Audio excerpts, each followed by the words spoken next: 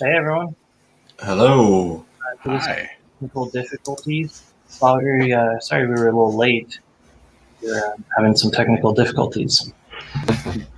The classic. As always. I still How's everyone check doing my cylinder data. Oh, I can't see anything right now. So if I'm looking like an intrigued puppy dog, it's because the polarization on my glasses matches that of my monitor. So when I look Put straight them on on, upside down. It's just completely. Oh, that's a good idea. That's black that way too. I think they would have to be sideways. Sideways, it would work. Although they do look better. Break them in half and have a monocle. They do not look better upside down. Trying to make me look like Dodo. And we'll cover this quickly again. 2 eyebrows. They're both there just today. To set the record straight. Yep. And, he glued on 2 eyebrows, especially for tonight. Yep. I have like a whole drawer of these things. I just pull them out and stick them on. And for the low cost of $100, you can own one of those eyebrows. That's true. Yes, he'll be auctioning off one of them. Although, I don't know if I would trust the source of the hair. It's guaranteed to become a collector's item. It's true. It's a collectible now. I can't promise it will raise in value, but it's definitely going to be a collector's item. So, on today's show, we actually planned something. That's right. Shock and awe. We planned something. Wow. We had everyone post up their EDC for the last week, which, I figured would probably be a little different now since most of us have been in lockdown for almost 2 years. Some of us our whole life. I feel like that was aimed at me, but okay. Still targeted. Attacked.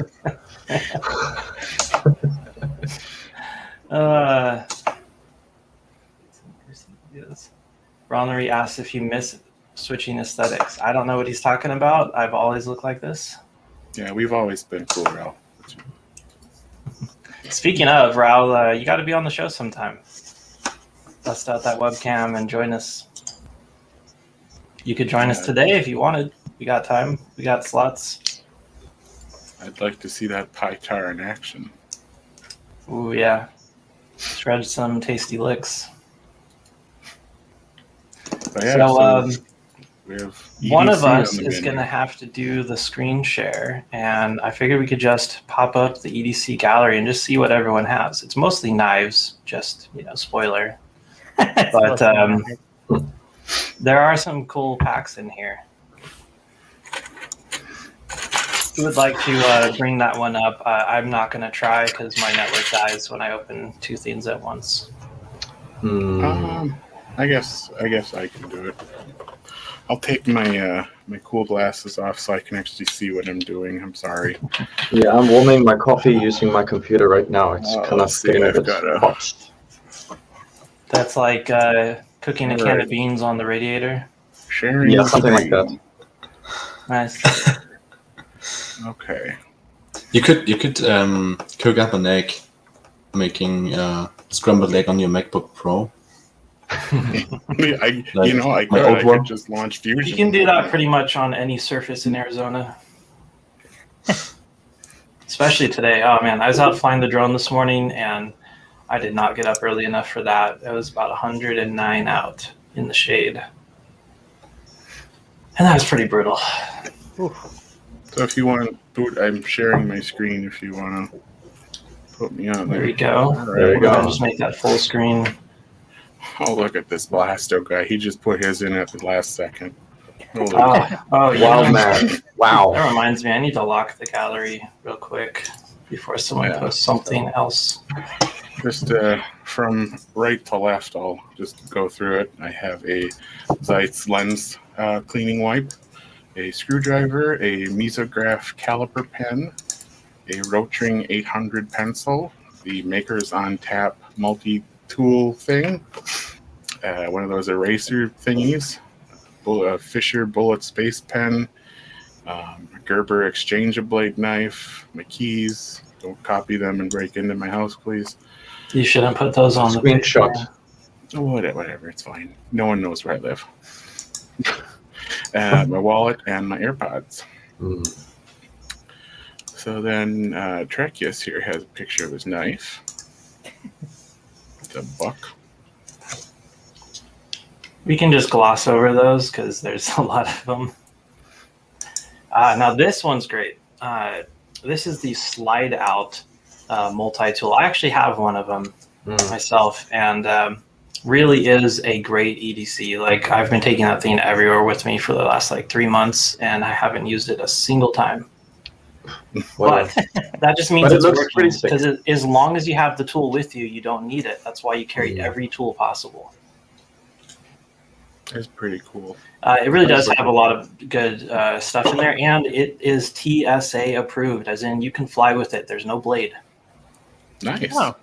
That's the key. Good. That's why I got this one specifically. Was I've been at the airport before and had to throw tools right in the trash because I forgot, and don't want to do that again.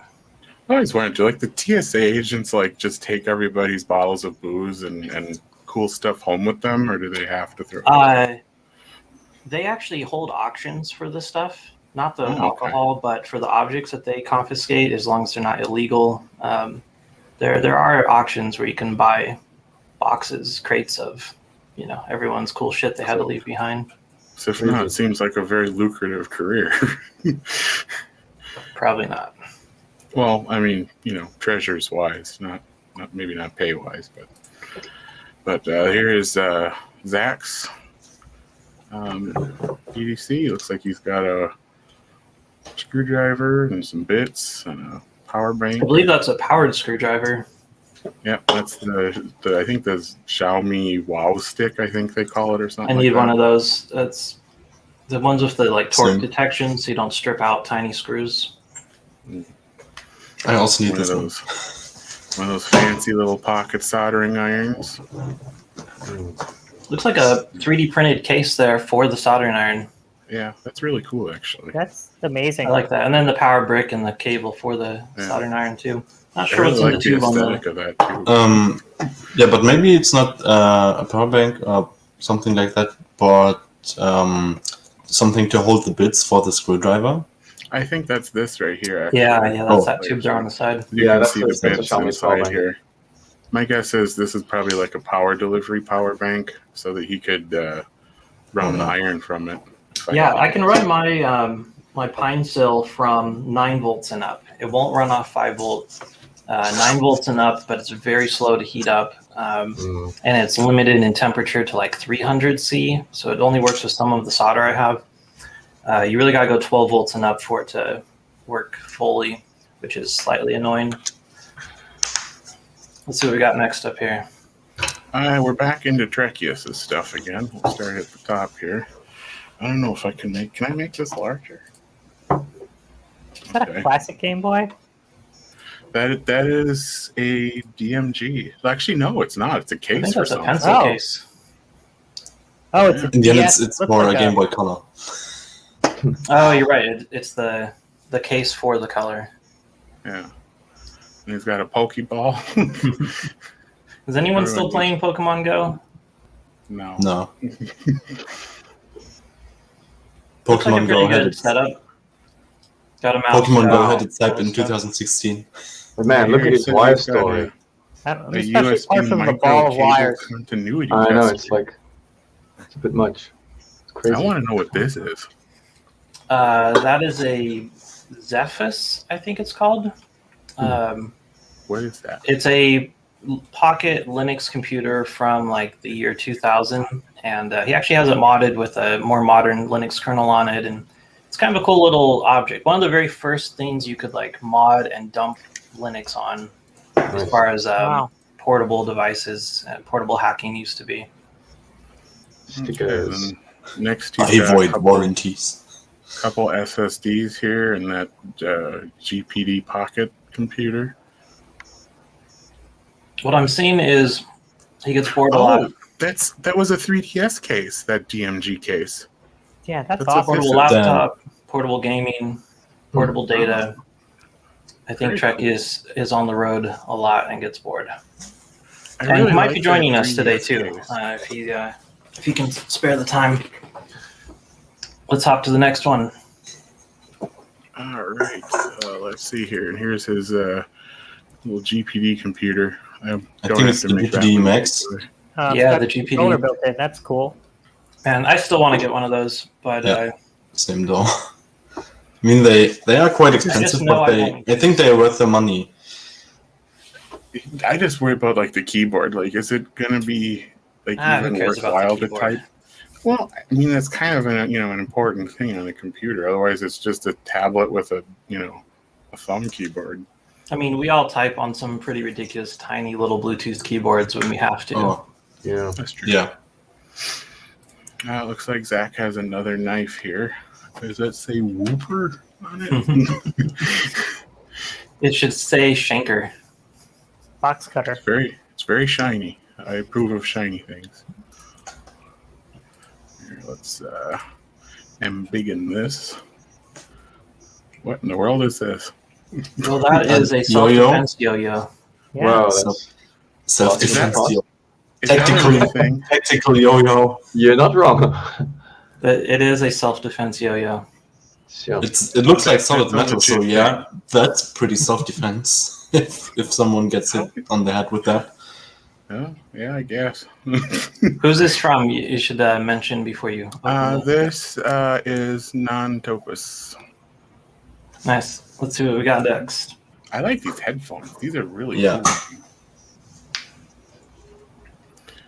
Let's see here. Paul H. Well, hi. There we go. Who's that? I don't know, some guy. So this guy, man. Who Want is to this walk us guy? through this, Paul? We'll start at the top. Yeah, What do you got here? so Velcro everywhere.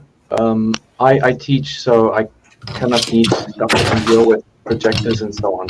And I'm always in the subway, so this is sort of like summer. In winter, it would be a bit different. Face masks, headache stuff. I like this What baby else? caliper. Yeah, I love that. It's terrible, but it's just like I like the feel of it, and I got emotion and nostalgia for it. Yeah, I have one of those miniature brass calipers. They're great. My grandpa gave it to me like 20 years ago. This one is like $4 from China, so I don't think it's quite the same as your brass one. What else? Oh yeah, two nuts down there for finding store. Well, you don't for want to have stalking. just one nut. Yep. I like this little tube case again. It reminds me of the one that Zach had on his EDC pack. Yeah. That's a lens case. Grenade case. It's a grenade a- case, I think. That's a USSR lens case. Yeah. No, I have I one. think it looks like It's got- kind of it's got a like miniature version. It's a That's grenade really case, I think. It's got like a fuse number on it and stuff. If it's not a grenade, it's a fuse case then. Oh, interesting. Well, they Yeah. probably got used for a lot of things. Sure. There are gas masks that have some case like that. Oh, really?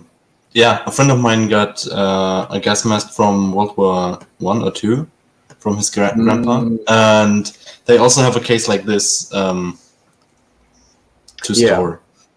This one's quite small. It's about sort of, fits Yeah. in your hand. Yeah, Looks like a miniature version of that one. sure. Yeah. What else? Yeah, headphones yeah. here. Headphones, and then there's the other. Yeah, What's Pawpaw? for when it's dry. Oh, okay. What else? Yeah, my zipper toggle from Tenet. You have Symbol of brotherhood. Are these 2 nuts? Yes. These nuts. These nuts. Just 2. Yeah, nothing too surprising. Phone, This is Logitech. literally my everyday carry. Nothing too fancy.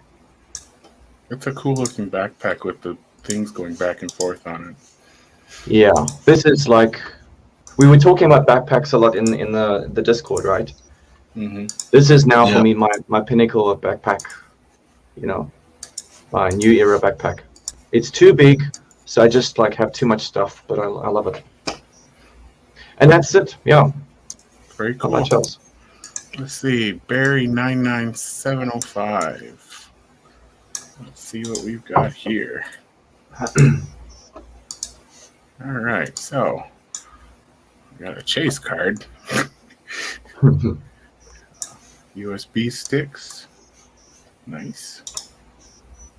A coin with is that an octopus? I think. Is that the Kraken? I don't know. It's like a big octopus or a squid of some sort. A Kraken? Hey, what's cracking? And then a phone and knife, a flashlight, it looks like. When I saw this here, I don't know if anybody had the Nintendo DSi XL, but it came with a jumbo stylus that looked just like that. Yeah. And I mean, almost like spot on, even with the colors. It's uncanny. I thought for a minute, like, why is he carrying a stylus around? Got some bits. Leatherman seem to be very popular.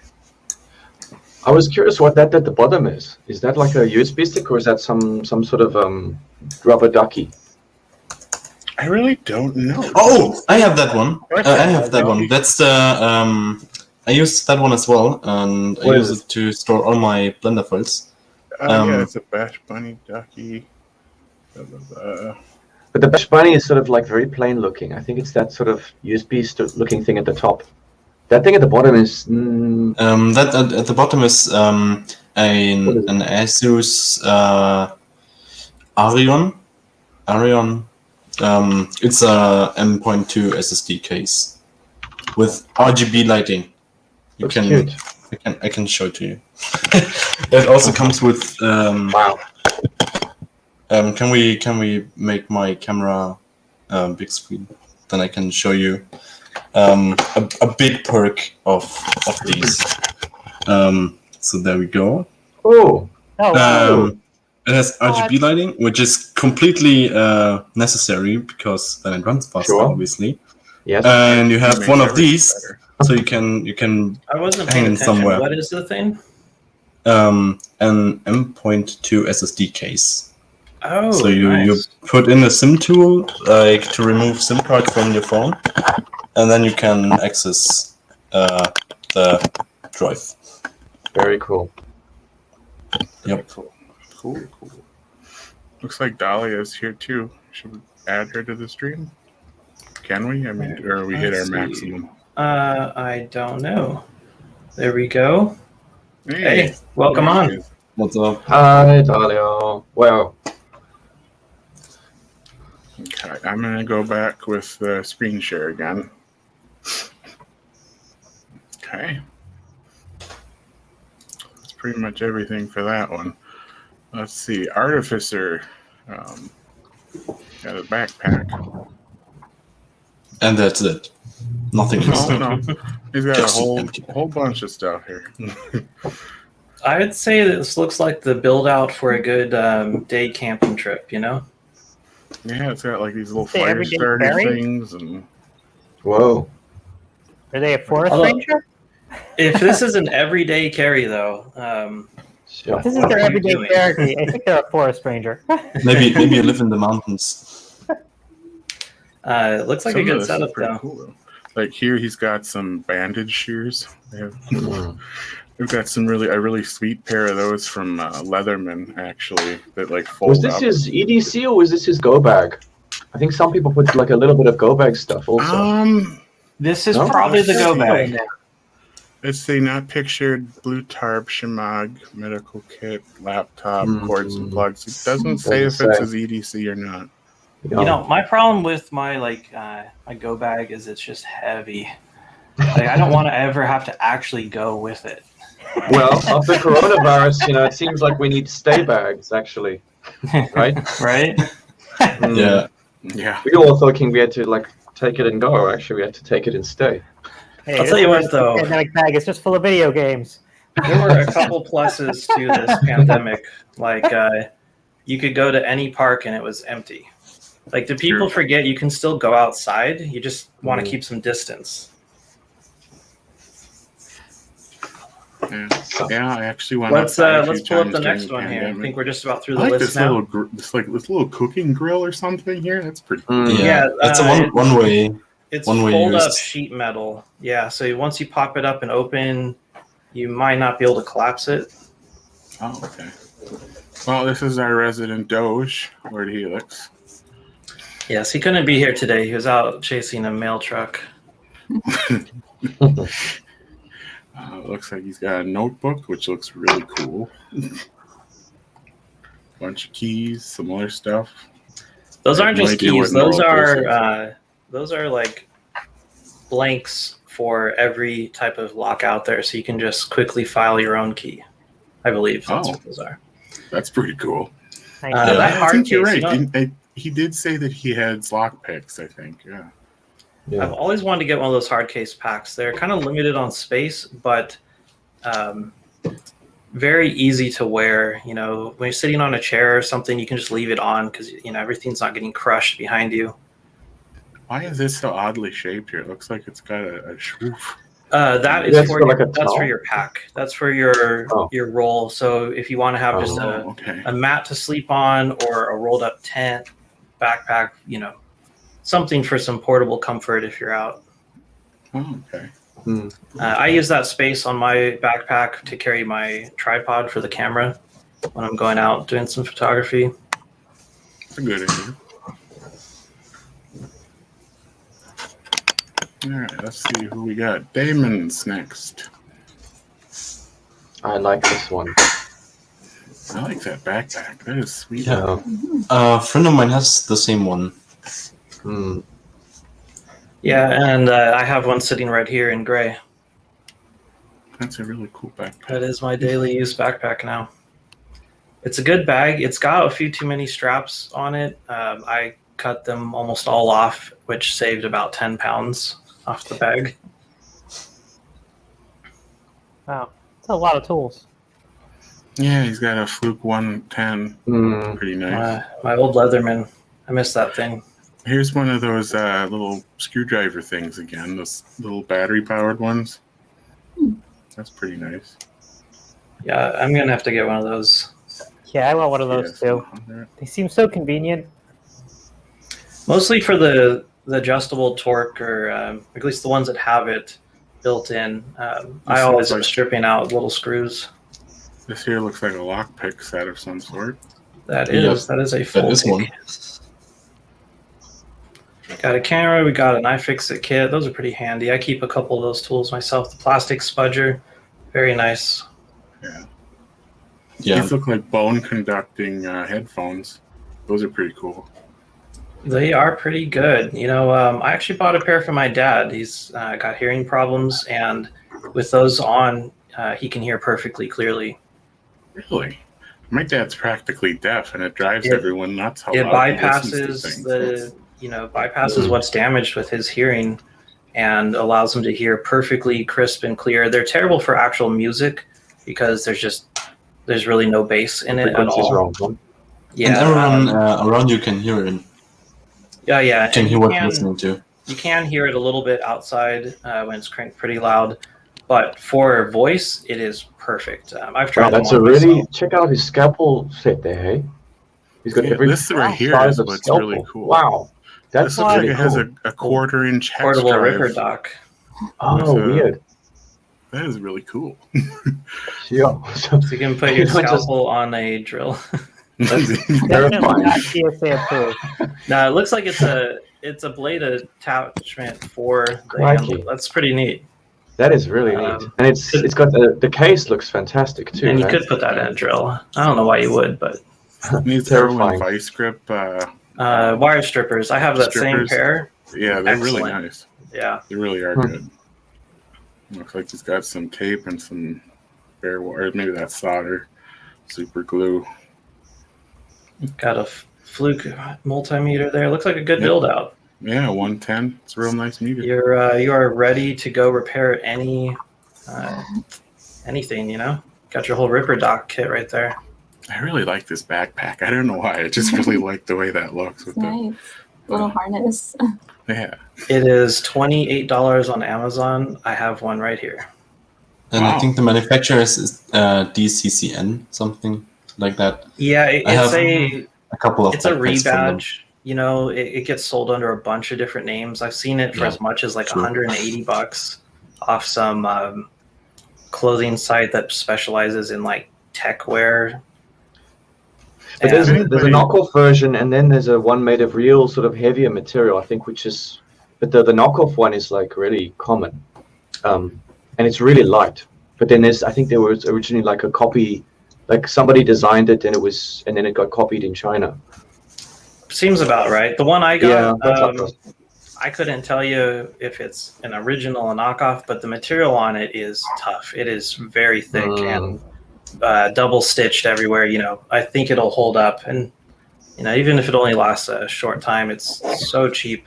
Yeah. Just replace it. I just They're noticed here he listed what that X-Acto driver kit was. It's Cobalt X-Acto driver kit. That means it's sold at Lowe's for Oh, those man. who are in the States. So if you want to pick one up, 15 days to payday. All right, All right, let's let's see. blast through the last couple of these. Mr. Iron Potato, what do we have here? Now, we know he never leaves his house, so definitely Lies. has it set I with him every like day. that sticker. I like that EDC is a sticker. lie. No, I like the other one. The brain Oh, brain in the recycler. trash can. Yeah, Yeah. that's what my brain feels like all the time. Mhm. He's What? got the same knife as I do. The Yeah, Gerber where did you get that extended one? blade. I actually need a good. I Yes, sir. actually got it on Amazon, but Walmart has it. Home Depot has them. It's just called the Gerber Exchange Blade. Or Gerber Yeah, I've got one that's EAB, pretty I think decent they with had a it wood also. handle and stuff, but can you open that one-handed? Because I cannot open mine Yeah, one-handed. yeah, you can. Yeah, once I go back to the camera on here, I can show it a little closer. And Because that's in what action. I generally need is the ability to open it one-handed. Looks like They do another like iFixit pliers. kit. iFixit kits, they get a lot of shit, but they're really good. Like, yeah, I've never snapped a bit from theirs, but I have broke so many others with these little miniature bits. true. Also, if they I- have. If iFixit is watching, please sponsor us. Also, I think they have all the bits you would need for anything. I have pretty never much. experienced a situation where a bit did not fit,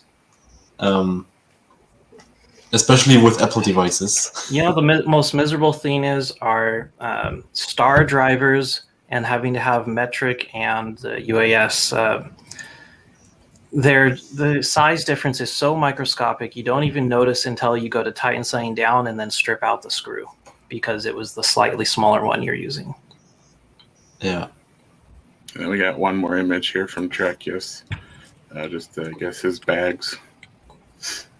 Pretty cool. A little bit of everything: a Nintendo Switch, an Oculus, GPD WinMax, Samsung Note 10, and some other things. Oh, he's got portable VR with him.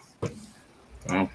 Yeah, I mean, with the Oculus Quest or Quest 2, you can just take your VR headset anywhere you want. I've seen a guy on Reddit who was sitting in the bus playing out on his Oculus Quest 2. I don't know why you would sit in the bus with your Quest 2, but if you can do it. Better Why than not? reality when you're on a bus. Yeah. Anything to not be on the bus. I can count the number of bus trips I've taken on 2 hands. I can do it on one hand. I've been on a bus like twice. They really are miserable. It's like, cool, Very I need true. to go 10 miles. All right, 3.5 hours. And of course, in the Yeah. US, it's different. You know, ours only run every like 45 minutes. So Yeah, and there's usually like someone peeing on them, and you know, not where Lord I knows live. what else. Oh, in Milwaukee, you'll see someone peeing on the bus. That's I see. I thought you were nice. talking about Boston for a minute there. It sounds so similar. I thought you were talking about New York for a moment. The most obscure thing I've experienced on the bus was the guy bringing his 2x2 meters bed, and the bus driver was like, "Yeah, when someone comes in with a stroller, you're out." I mean, he was bringing his bed without a mattress, just the base of the bed, Now, which see, was that 2 I've by actually 2 seen. meters in size. Maybe the bus driver just said, "Nah, I'm not gonna meters. mess with this guy." You know, just- What's Even a get them a past meter the to turn Not a get blind into eye. the bus? It's like 3 feet. 3 feet. Yeah, about 3 feet. Well, isn't that a U.S. meter though? Is 3 feet? Isn't a European meter like 3 point something foot? Yeah. It's negligible for most measuring. Close enough. European meter.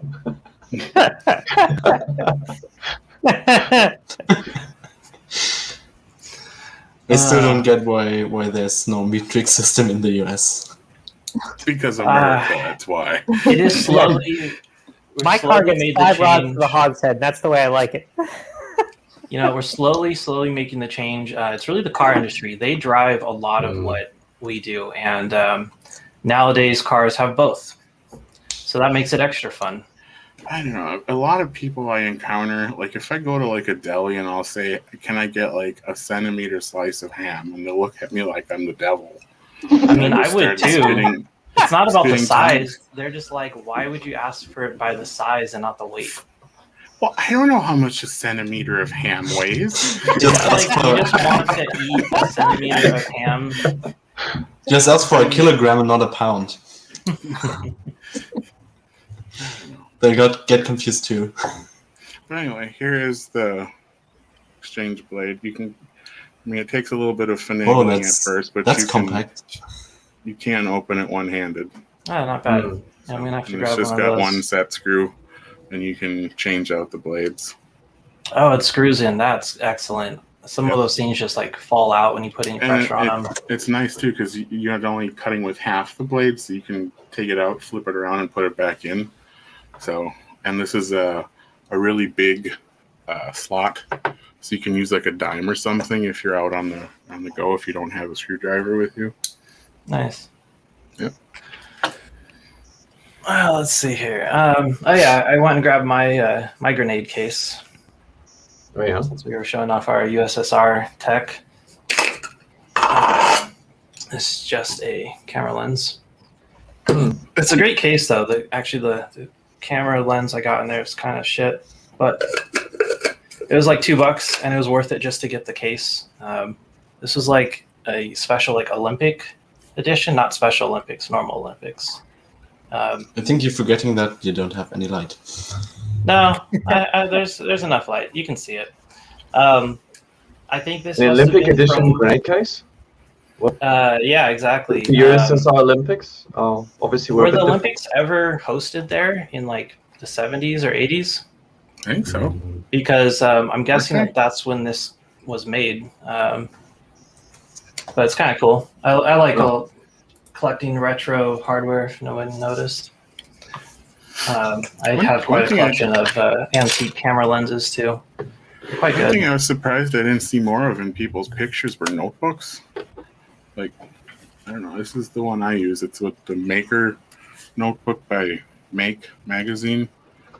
And it's I got just mine like on. Yeah. note paper, and it's got a bunch of like conversions and all kinds of like information in the back. Like it'll have like pinouts and all kinds of stuff. Oh, nice. You know what's missing from all those kits is the pocket guide. The Pocket Oh. Guide is an amazing book. Funny thing you mentioned it. I actually have that Machinist in my handbook. bag. Right Well, here. Machinist Handbook, that's also very Oh, good. Pocket But the reference. Pocket reference, wow. I have actually lost mine and am in need of a new one, but I have a digital version that I keep with me on my phone. Digital is nice because then you can just search and not have to go through the index and find the page. This is my bag too, by the way. It's a kind of a old fossil messenger bag. Nice. Had this since I graduated high school, bought it for college, and it's served me well. Haven't heard from you, Dahlia. How you doing? I'm doing really well. I actually just got back from the beach and then just got home and threw everything on. So. You didn't go to the beach wearing that? Ooh, that would have been fun, but way too warm to wear all these little things. I gotta head out. So I'm gonna say goodbye to everybody. I have to go to work. It's morning here. So. Yes, you're in the future. Yep. Thanks for popping in. Bye, Paul. Adios. Thanks for stopping in. Good luck with the landing. Bye. Yes, we will be landing soon. 5 minutes. Don't Bye. eat anything radioactive. But it's made of cheese. Cheese. Radioactive cheese. I'll be back in a second because I forgot to plug in my notebook charger and my notebook is about to die. Oh, that's a technical difficulty. Everyone take a shot. Mm.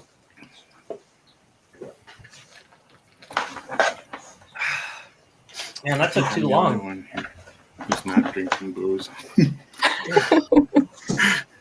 I was gonna Which grab is- water, but this was the first thing that like my hand reached for in the fridge. Right. Ooh, what is that? It is a strawberry beer.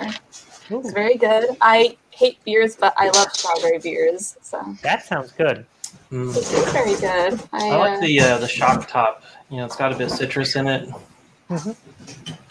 Good Belgian wheat. Absolutely. You said strawberry beer? I can't hear you very well, actually. I'm going to turn yeah, up your yeah. microphone. No worries.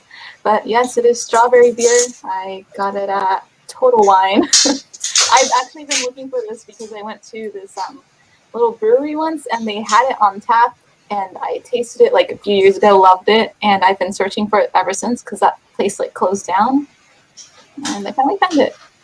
Nice. It's very sweet. Very cool. I love. Some people don't like fruit in their beer. I love fruit beers. They're usually really good. Not always. mean- usually really good. Just about everyone puts lime in their beer. That's a fruit. That is a fruit. Yeah. I like ciders too a lot, like a real dry apple cider. I like those. What's everyone drinking out in the Matrix out there? Who do we have watching? Who's in our comments? I feel like we've been No neglecting the Roman, guys a bit. Treacherous, no way. Well, we got 15 people watching. That's more than usual. Yeah, it's kind of weird having people. We got a text here from Bot Grinder. Awesome pilot. Love his stuff. Treacherous is drinking himself. That's gross. Okay.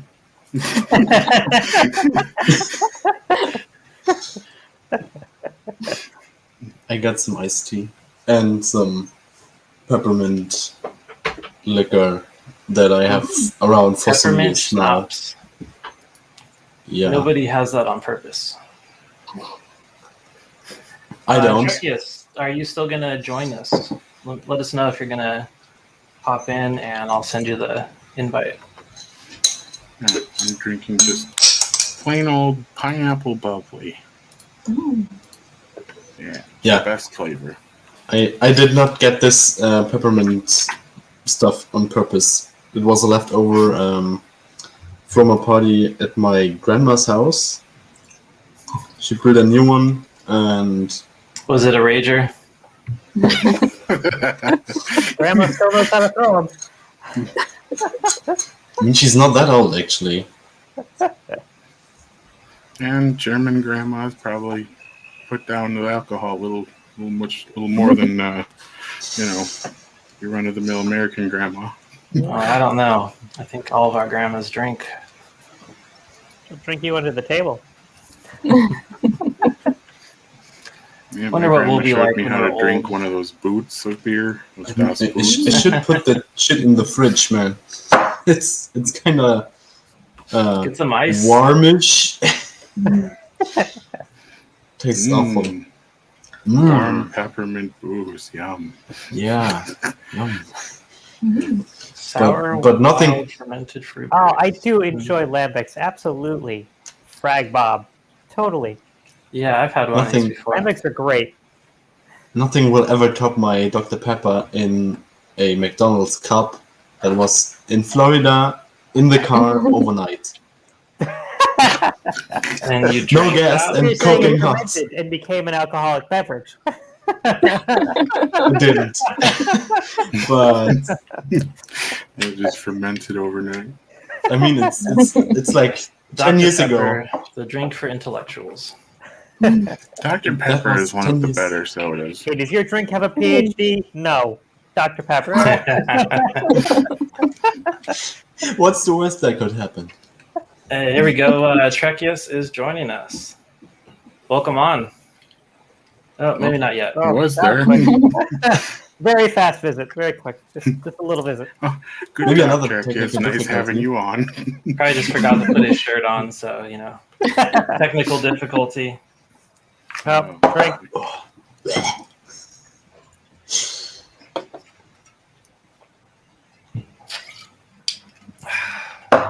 This is Think of it this aviation way, player gin, too, you'll at least have formerly minty owned fresh by breath.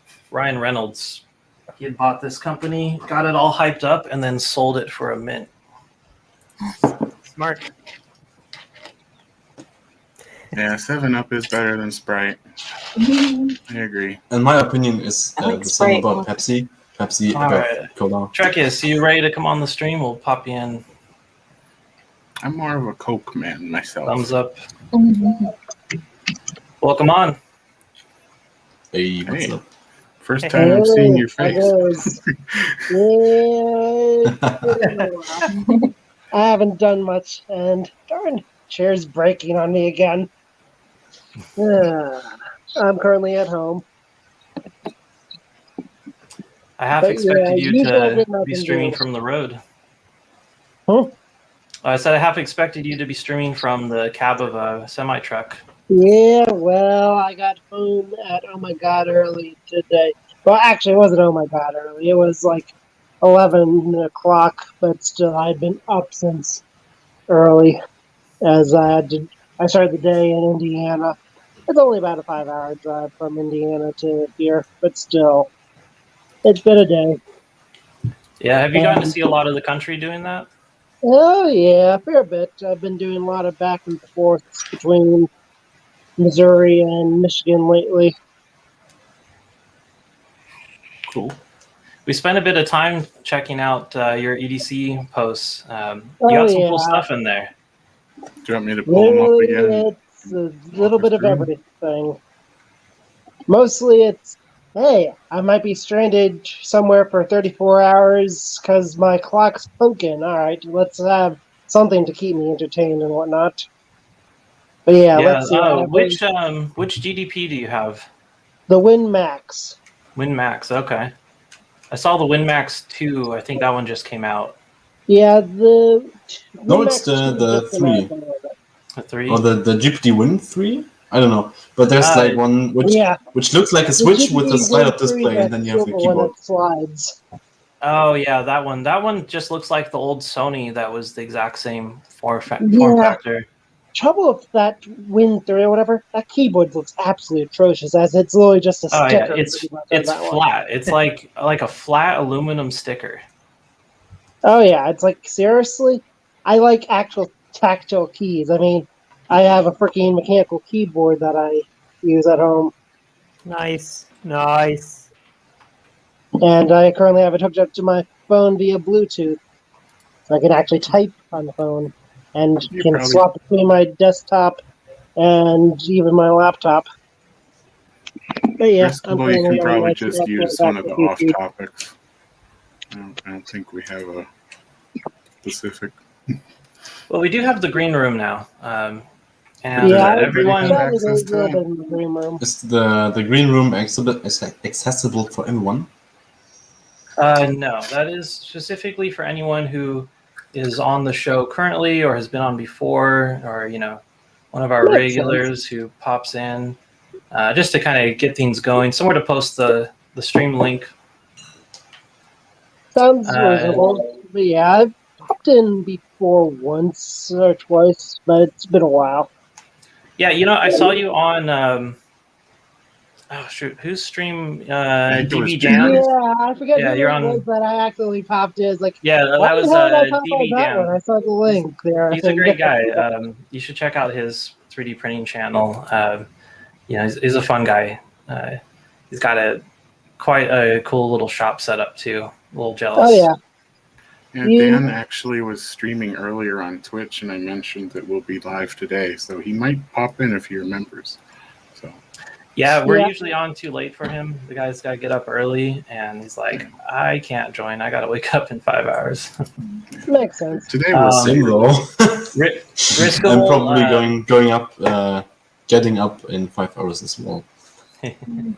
Riskable, Yeah. I gave you the role for the green room, so you can pop in there, and especially since you're on the show so much too, you can find the stream link there.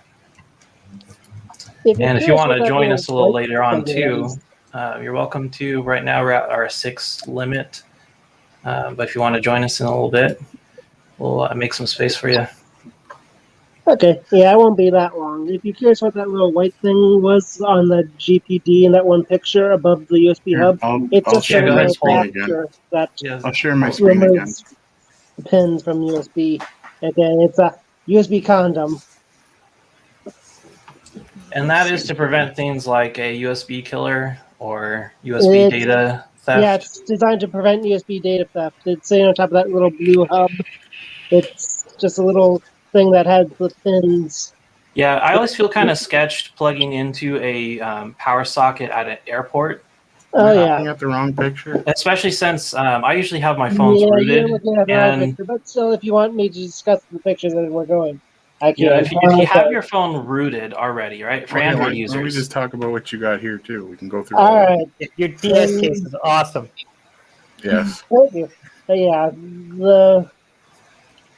all right, take a picture. Okay, this picture here, that works. All right, that little thing that you have your mouse over is a rat's nest of wires, obviously. The only way to travel with wires. Gives you Oh, something to yeah. do. And the little Pokeball is one of those. The one that came with Let's Go Eevee, the darn Poke Watcher type thingy that you can shove a Pokemon in. I have a little travel mouse, a Zip It, and of course an SDR antenna. Zip It. That's what we were trying to remember the name of the pocket device there. Do you have that with you? Could you show it on the screen? Yeah, I can grab it. It's somewhere here. Here we go. Let me. I'll pop you up full screen here and tell everyone a little bit about the That Zip is It. cool. Yeah, It really is a cool device. Looks like a Game Boy Advance SP. I had one like 15 years ago. Yeah, it was originally designed for instant messaging, and it's got so-so specs. I mean, it's literally early. What was the RF. other one called? I think it was a Pocket Girl. It was like Oh, one that didn't fold. It was made by the same company. the IME thing. Yeah. That was It's from a different company. That pre-texting was from days. Mattel, and that one had basically an SDR type thing in it that allowed you to, well, people hacked garage doors with it. Yeah, I mean the main purpose of it was to be able to text with your friends like at school. The range was about 1,000 feet, and the idea was a texting device to Yeah. use. And But, then you had the Here's a nipple. was, Oh no, we're gonna get demonetized. oh,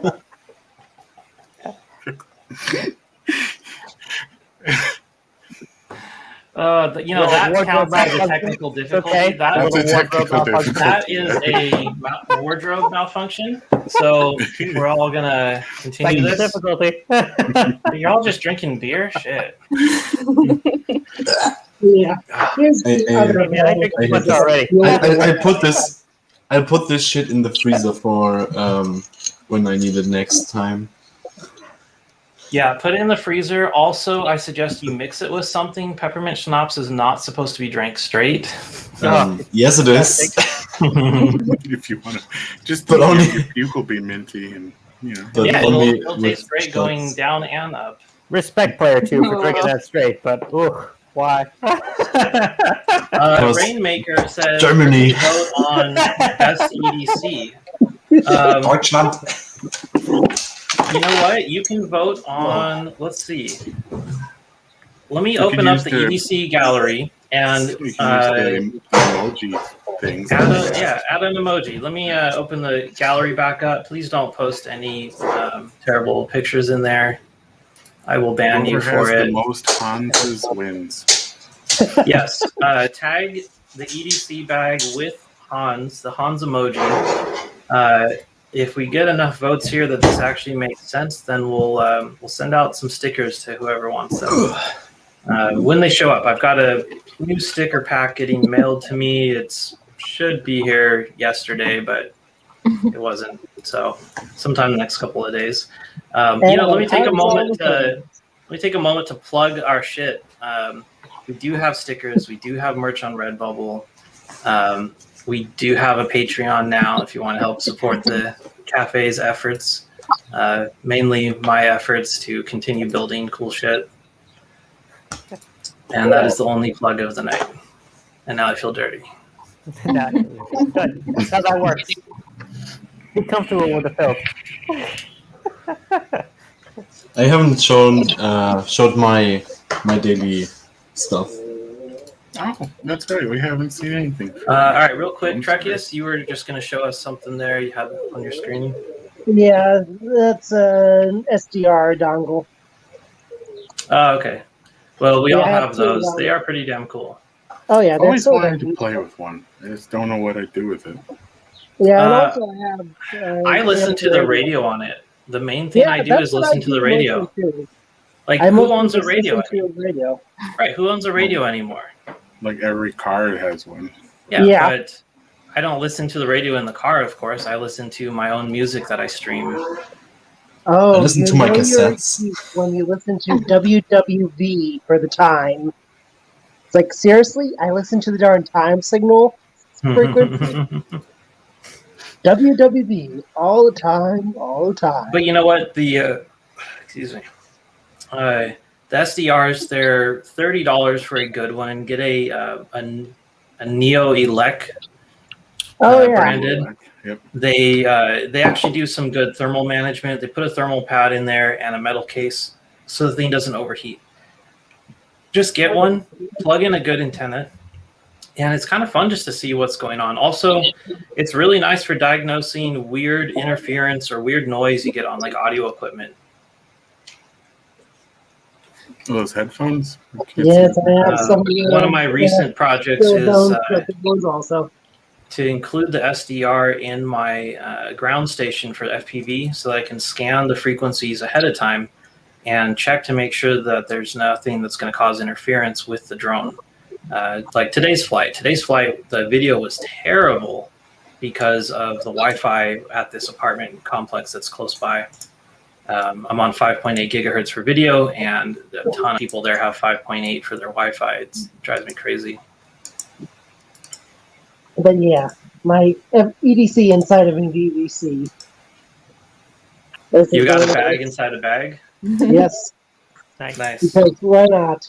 And of course, everyone needs storage. A terabyte and half a terabyte. I swear I'm a bit of a data hoarder. It's a bit falling apart right now, but this is my tool bag that I use inside my bag. It's kind of like a hard foam rubber kind of thing, so it keeps its shape pretty well. I pretty much put all the sharp tools in here so that they don't stab anything in my bag, puncture a battery or just cut the bag. Like the soldering iron. Soldering iron's really sharp. You're not going to see in the light, but you can see it. This scar here, this was a soldering iron accident. Yes, I have been soldering Fair enough. since I was 7 years old, and I still do stupid things. Oh yeah, This is a very I do sharp tip. stupid things all the times. When the tip Doing is stupid hot, things it is also cuts and cauterizes, which is great. There's no blood. And I use my vise as the holder for it. So I just like place it in the vise and upright, and I drag my arm right across the thing while it was hot. So I have a very nice little 3-inch long scar here now. Yeah, big That's freaking great. huge power brick. We all have our scars from stupidity, because I have one on my hand where I touched the oven because I did not have a microwave a few years back. And there was a microwave burger in my oven. And Microwave when I, burger. Wait, let's break this down real quick. A microwave burger. Please explain that. Yeah, what is that? yeah, it's just a burger in a package, and Does it come frozen? not completely frozen, but yeah. Do you cold. microwave it with the bun attached? Yeah, you just throw the whole thing in the microwave and go for I'm 2 gonna have to minutes, look and into that's it. Why not just get it right out of the can? Oh, Right, Yeah, I you usually can. get myself a spam burger. It comes in a pan. And I mean, the fact that I have to that I had to put that thing in the oven because I did not have a microwave is stupid enough, but I touched the metal from the oven with my hand while trying to get the burger out, and yeah. yeah, when you said that, it made my hand my- hurt a little bit. My 'cause I skin have started to dissolve, and now I got a scar. Yeah, I have a massive scar here on my hand from a stupid oven accident. Don't bake cookies when you are shit-faced. yes, that would be a bad thing. Yeah. And of course, I had a big, everything's your PC these days, so you need these darn on my little end, too. adapters. Yes, can we take a moment to acknowledge Dahlia's awesome outfit? She is like, Yeah. Yes, she's killing It's it. 100% pure cybergoth. Yeah, absolutely. Oh yeah. I wish I still had my cyber dreads. They were wool, black and red with some spiral lines down it. It was good. Cool. So cool. You know, all of those tubings you have there, you could double that for like if you're trying to re-sleeve a computer, you could just cut one off. Wire wrapping. Uh-huh. On the go. I've always wanted to take some of that kind of fancy wire wrapping though, and like actually use it on a build, because really those only ever get used on like cool projects like the hair, the cyber dreads, but no one ever sticks it on their like RGB gaming computer. Well, actually, Yeah, it's weird that you mentioned that. Because there's one person I follow on Instagram, Two Horns United. He does a lot of really cool costume stuff, and he actually makes like dreads that come out of some of his masks and whatnot out of those split loom. Yeah, I saw one that was pretty cool. It was a Predator costume, the alien, not the Saturday Night. It was a Predator costume, and the dreads on it were done like the Cyber Dread. So it was like a cyberpunk crossover Predator, and it was just cool. I love those crossover costumes. It's like when someone has an awesome costume, then they take off their mask and they're wearing a Deadpool mask underneath, and you're just like, oh, that's good. That is awesome. Always love seeing those. Man, I miss Comic Cons. Like Yeah, Phoenix Comic Con. in general. Phoenix Comic Con sucks. It is absolutely the worst one in the country, but I still miss it. See it on there. Ooh, He holy uses shit. it even as like neck covering. Oh wow. yeah. That's amazing. Yeah, and it's flexible, so you can still move your head. You around know who did it first was Star Trek TNG for the Borg. Yep. The Borg Oh, had yeah. so much. We are the Bloom. poor. Resistance is futile. They're the worst like kit bashed costumes ever. Oh yeah. They just like glue random shit on, paint it to look like rusty metal, and call it good. Pretty But yeah, much. especially like the first appearances, they were so cheap. It was great. Oh yeah, it was just Oh, yeah. like EVA foam everywhere, and whatever kit bash parts they had available. Some Pretty much. some like yellow some like yellow lights from a car that they put behind a red plastic because they didn't have LEDs yet. Huh. I always wondered how to get the red color back then. Oh yeah. They just use colored. Is there's those light? What's it called? Gel lights, gel Yeah, sheets. gels. You put a gel Yeah. in front of Oh a yeah. regular Oh, incandescent and light. then they had those laser ball things. The darn planes that have the lightning Yeah, bolts. I know what on you're them. talking I forget what it was about. called. I used to remember. The globes that you would touch, right? Is that the Plasma. one you're Yeah, talking about? they had Yeah, the globes, plasma and they globes. also had things that above the head on the floor Yeah. things. Yeah. You know what? I always loved the look of that stuff on Star Trek. It was just like, it Oh, was yeah. so cheesy, but it was just so good too. And if the lighting was Sure. dark and the smoke was thick, it looked so frightening. Like, can you Oh, yeah. imagine a cyborg coming after you that has a collective hive mind? Yeah, I mean, It that would worked. be kind of freaky. It was So, cheap, I mean- but it worked. all right, we're all Yep. pretty young. We're going to be alive to see some crazy shit in the future. We've already seen the birth of the internet.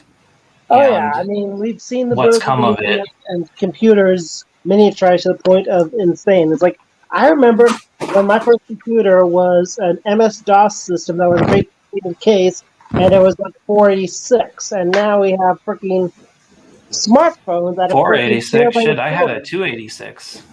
286. Yeah, well, You know, I my grew up on that. my very first ThinkPad laptop was a Pentium 1 processor. My brother gave me his Wow. old computer. Still IBM, Um, right? It's still No IBM. Lenovo. Yep, it wasn't Lenovo yet. Lenovo's done a great job. Let's just clear the air there. ThinkPads are the best piece of hardware you can buy. If you want a Cyberdeck, you can't afford to build one, you don't have the skill, just go buy a ThinkPad. We won't think any Pretty less of much. you. It's a perfectly acceptable alternate to a real Cyberdeck. Now, Lenovo still makes the ThinkPad, right? Or did they stop? Yeah. No. They they still still make continue it. on because they are the number 1 or number 2 business notebooks. Okay. So I thought I heard somewhere that they were getting out of the computer bit, like Yeah, I don't remember what I heard on that. Who knows? They might sell off the factory so that it's a different company, different entity, but still the same people. Sony did the same thing. Sony stopped making their Vios, but all they really did was sell the factory, change the name, and then the factory licenses. I think Trickius stole all my stuff because So I have the we're iFixit doing all toolkit and I have that one, and he also backed a Flipper Zero as well. So if Did you I wanna- look into did you want to the show your stuff, player 2? yeah, sure. For Just rang. my EDC, it changes frequently. I like to try and predict the future of what I need to bring with me that day. Not what I know I need, but like predict what random shit is going to break that I could possibly fix. Yeah, So, that's number a one, good description. put on your head, and My GoPro mount. yeah, something like that. But it's not for a camera, but for my field recorder, which I also carry every day. That's a Tascam DR05X. Has great microphones, and you can just swap out the batteries on the back. I miss that Two- about some stuff. Like having two not double having A's. to buy batteries is nice, but being able to just get a new charge like within seconds is pretty nice too. Then yeah, I have a case for it, which is actually intended for sunglasses, but it just fits perfectly. I have, what do I have? Fisherman's Friend, because fresh, you know. I have some hairy thing to put over my microphones of my Tascam. So to block wind and stuff. I'm pretty sure that's a tribble. Don't feed it. Yes, don't feed dribbles. I won't. You're bathroom. Don't feed it after midnight. It's after midnight here, It is so after midnight. I won't. Don't do that. Then I have some stickers to put over stupid other stickers, which are like put up by co-idiots / stupid people. Yeah, I need a stack of stickers that just say censored on it, so I can like slap them on other people's stupid shit. Oh, I mean, we had some stickers around that just said, "Don't get your vaccine." They put microchips in it and stuff like that. So this is a sticker You that gotta says, get vaccinated so you can get that 5G speed, you know? Yes, Yeah, yes. "There's no 5G in Germany." I think You that's have a why different vaccine. that's why they try to tell you to that they will put all their efforts in 6G. So they'll try to be advanced in advance, but in the end, it probably will not turn out well, I think. Then we have my wallet with I don't know. Show us all of your credit cards. Yeah, man. Don't do I that. don't have a credit card, so I'm good you to were saying go. that Tell us in the three numbers Germany, in the back. in Germany, they don't give younger people credit cards. Yeah, you can't have a credit card below the age of 18, but I've had the experience that you cannot actually buy stuff with an EC card under the age of 18, which is absolutely stupid because you're legally allowed to have an EC card with the age of 14. What is a EC card? What is this? It's good question. It's not like a credit card, but it's Is it a bank just- card? yeah, just a bank card. So Okay. yeah, You know call what? it What we EC have card. here is our bank cards have either a Visa or MasterCard logo on it, which lets us use them to buy stuff online. Yep, they're basically debit cards, but you can use them like credit cards, which is kind of dangerous.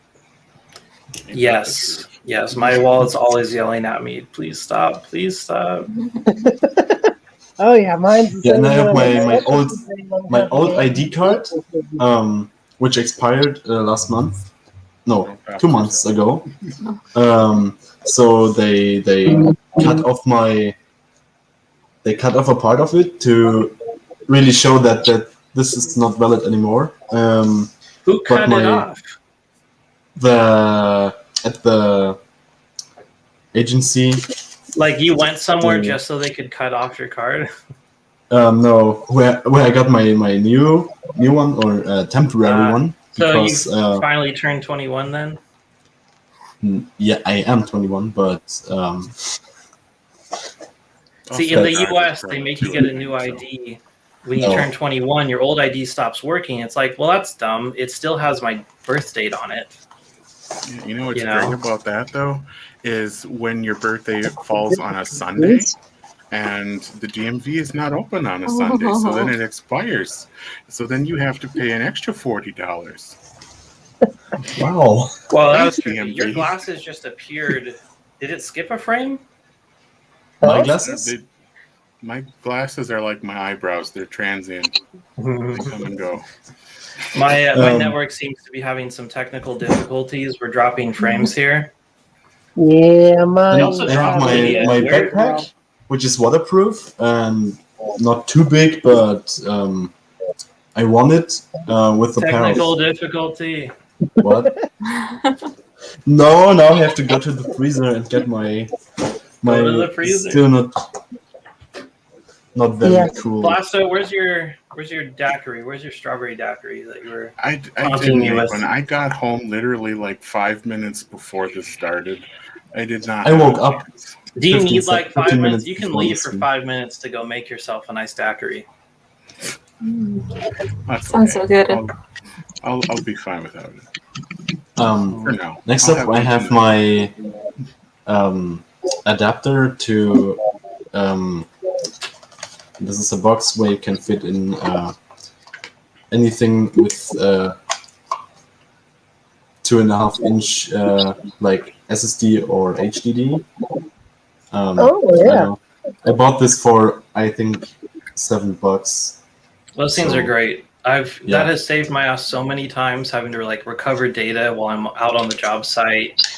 You know, someone's Yeah, and got you a can- laptop that's having problems, and just Makes pop You it can in just there. use this one, or you could just attach this thing on there and then put in your. I should have a drive somewhere around because from my move, from me moving into my own place, I had some HDDs laying around somewhere, and here we go. Fragile HDDs. And of Two- course, I'm two addicted of them. to Tindy. I spend too much on Tindy. What Awesome. is that? Ooh, what did you get there? Let's go full screen. I see flashing lights. One of my latest purchases from Tindy.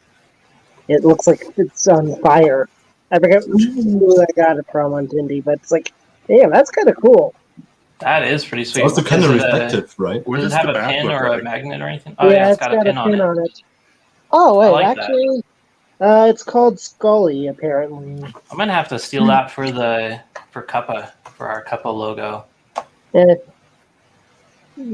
Scully. yep, that's what it came with it. Apparently, I have an HDD in 2.5 inch right here, which I removed from an iMac, which is over there, but I still haven't glued it together again yet. I will never open a Mac again in my entire life. These things are just You know awful what? to The open. iBook G7. Yeah, the iBook G7, I think it was, or G5. That was like their last computer that you could just pop open and fix stuff easily. Yeah, it I also seems have like an Apple's old just MacBook Pro. so controlling these days. It's all right. We won't bash on Apple right now. Basso's still with us, so. Okay. You sure? I mean, I I should check if there's still stuff on this hard drive. I mean, You can go ahead. I don't mind. I mean, I've said it before. My next computer is probably going to be a ThinkPad. You know, Oh, I forgot I had you this know. little guy. as much as I hate modern cell phones, I did go ahead and get a new one recently. I got a Samsung. It was the cheapest 5G phone that I could find. I popped it open and found it has an SD card slot.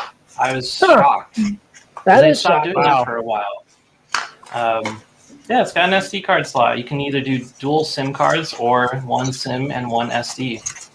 there are two models. Or is it like hybrid, where you can It's the put it in hybrid. your SIM? It's either a SIM Amazing. card slot or an SD card slot, so you can't do both. But we don't really do dual SIMs in the US. Our Yeah, I've SIMs work noticed that. internationally. Dual SIMs don't exist mean, in the US. No one does dual SIM here, but it's available, but no one does it. Makes sense. Yeah, I've heard a lot of people from like England pre-Brexit had that because they would be traveling over the border and have to switch. I only met one person in my entire life who was actually using dual SIM in his phone. Yeah, I've never used a dual SIM. I mean, I think my phone has dual SIM, but I've never had the ability to use dual SIM. Yeah, neither have I. And you know, I've never actually seen the darn I button or whatever it's called that the flipper supports. Like, where? I've never actually seen one of those darn readers that actually has that damn I button thingy. Sorry, one button or whatever it's called. What is this? Cyberboard R2 Smoking Edition. I don't know what this is. Nor do explain I. it here. Explain it in the chats. Maybe we'll bring it up. holy shit! My mobile router is getting quite hot right now. Cyberdeck. Put it in the We're freezer. Might blow not up. talking about Cyberdecks at all. Don't tell me you're having a technical difficulty there, Luigi. I can't. Yeah, can't right now. Go get that bottle of every peppermint booze time I out of your switch my freezer. keyboard Put it on on, top of it. it changes. We would have the number one difficulty if the battery went out of that thing. Then I would completely be offline again. Oh, okay. Cyberboard R2. That is that. That's a really cool mechanical keyboard. I I don't want to derail us too much talking about mechanical keyboards because you know how that Yeah, goes. that's the whole can of work. That thing's Speaking of got a cyberboards, massive display on the backside Revision of it. 1. It is pretty cool, and it's ridiculously expensive and over-engineered. It's got its own battery on board and all this crazy shit. But Extremely expensive. And Does it have a over- QI loading pad? Oh, that does look that you cool can though. change it? it has a I bit like of that design. everything. I think the general idea is that you buy it and then go ahead and rewrite the firmware yourself to do a bunch of cool shit. But you know what? While that is cool, it is nothing compared to the Risky board. The Risky keyboard is just awesome. Yes, the risky board Yes, is the the coolest risky thing is ever. awesome. If you want to drop a link in the chat, Riskable, to your page, if anyone's watching who doesn't know what your keyboard looks like. Yeah, Riskable. When is that? When are we going to get an order going for that thing? When's the Give it to Kickstarter me. starting? Give it to me.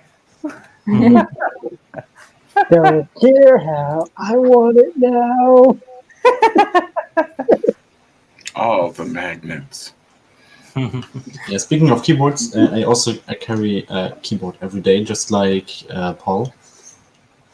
Those It's- little Re I think- keyboards or whatever. yeah. Except know- mine doesn't say Re on yeah, it. one of those I ones. actually contacted them and asked them if they could do a better job on their keyboards. Yeah, hi, Amazing. They did really well. They were like, oh yeah, we'll try harder next time. Thanks for the input. You know, here's what's missing. Okay, you can't go hardwired. You have to be wireless. All right. What? And if they're all wireless. And if they would just make a version that let you be hardwired, it would solve all of the difficulties. But I have Oh, I yeah, have they're one addition horrible. that Paul probably does not have. I mean, on the back you have this slot where you put out the dongle. Inside the dongle, I have an adapter to micro USB, so I can Plug that use into it your on. phone. And yeah, my phone does have USB-C, but in my wallet I have See? and Wow. another adapter to from micro USB to USB-C. So An I can adapter use for it with the my phone. adapter for the adapter. Yeah, we call it Adapterschlacht in German. Ah. You're having an Apple computer. Yeah, It reminds me of the picture that I saw of someone literally going from a serial port there's all always the a way. to USB Piece 2, to to game port. game port. Yeah. Yeah, I have that image around somewhere on my PC, and it does say there is always a way. Yep. When there's a And, will, there's a way, even if it's not. Dahlia, what do you physically carry possible. with you? I carry around a bunch of random stuff. Actually, have like Oh, a cool little. I forgot to mention my Oh, Yeah. that is Oh, that that is- is cool. that's super goth. Backpack. Is it from Killstar? Yeah, it was on special for like a while ago, and I got it. that is awesome. And That I looks just really carry cool. a bunch of stuff I use often. So like little power bank. What else? Oh, I do carry a notebook since we were on the topic of notebooks. Is I that would a have Death Note? I know. I would expect it a Death Note. Right? It's really cool. Ooh, even the sides of the pages are black. Yeah, I That know is that was cool. super cool. Yeah, I mostly do my journaling and whatnot digitally these days. It's just too convenient. Oh, for sure. Just sometimes it's nice to like jot something down, or sometimes I'll like to like draw while I'm out. So Oh yeah, that's why I have my S10 note in addition to my S10. I use my note for my drawing and whatnot. I love the S Pen. Is that hand sanitizer? it is like Yeah. a little spray You one. need it. Nice. Like the cash. Who carries cash Oh, yeah. nowadays? Everyone gets stuff at the bottom of their purses and whatnot. And of course, the Ethernet cable. obligatory wires Oh, I see tangle. you're speaking. Yeah, it's for charging my phone. Oh, Yeah, my everyday Thank you. carry I has like become like what is on my desk currently. go far. Already know. This little lucky pouch that I carry. You got some D20s in there? No, that's a good idea to carry it around though. You never know when you might need it to make I only decisions. You never carry know around when a you might need D6. to like. Yeah, you might need to make a decision sometime and just be like, "Fuck it, let the dice decide." Oh, so Motion. D20. That's why I carry a D6 with me that fits in my wallet. It's so tiny. Everyone needs No, some dice. Hey, I Voldemort, thought are that was you a in the lemon. Discord? And if you're not, you got to join our Discord. I thought that was a Oh. lemon for a minute. Yeah, what was that? Is that not a Did you lemon? just pull a lemon out of there? Oh, Oh, one of those Nothing- doll things. Nothing unusual, just your everyday lemon. right? Yeah, you never know when you might need one, honestly. Yeah, I mean, it's a Wow. tactical weapon. You can squint lemon in someone's eyes and they The keycap puller. Keycap puller. Nice. Oh, yeah. I Sometimes think you could carry a keycap for. I have never even considered bringing one of those with me. Yeah, Oh, I never yeah, even like- thought of it either. Because sometimes I'll go out and like to a thrift store, and sometimes I'll see some keyboards, and I don't know based on the touch, whether if they're like an actual really cool mechanical keyboard. Oh, or he's not. out there stealing keyboard keycaps. Like, I just need this Swipe up. one Keycap keycap. today, and nobody Maybe notices. Yeah. mine. I would steal the Windows key from an old keyboard because I'm still looking for a mechanical a cherry keycap with a Windows 95 logo on it. Yeah, that is a good point. I Oh. haven't seen a I 95. mean, that's Damn, that's yeah. like the only reason I would buy an old keyboard just to have this Windows 95 logo Windows key. You know what? That would be an HP keyboard from like the year 2000 would have one of those old school keycaps on it. But of course, those are all rubber dome, so it's not cherry compatible. Oh, yeah, rubber domes are horrible to type on. I used to live on rubber domes, but I just kind of got so annoyed at them. You know what's funny? I learned to type on a Model M, and I thought it was the worst fucking keyboard there is because it was so loud. It was so Oh, loud, yeah. and you're doing like half an hour of typing, and you're so annoyed with it. And I used to get those things in mass quantity when people would throw out old computers, and I was just like, oh, this shitty old computer, and just like throw it in the trash. Oh, Oh, Little did I know they'd become a heart. collector's item, and that I would end up owning one now that I actually Oh, enjoy yeah. using.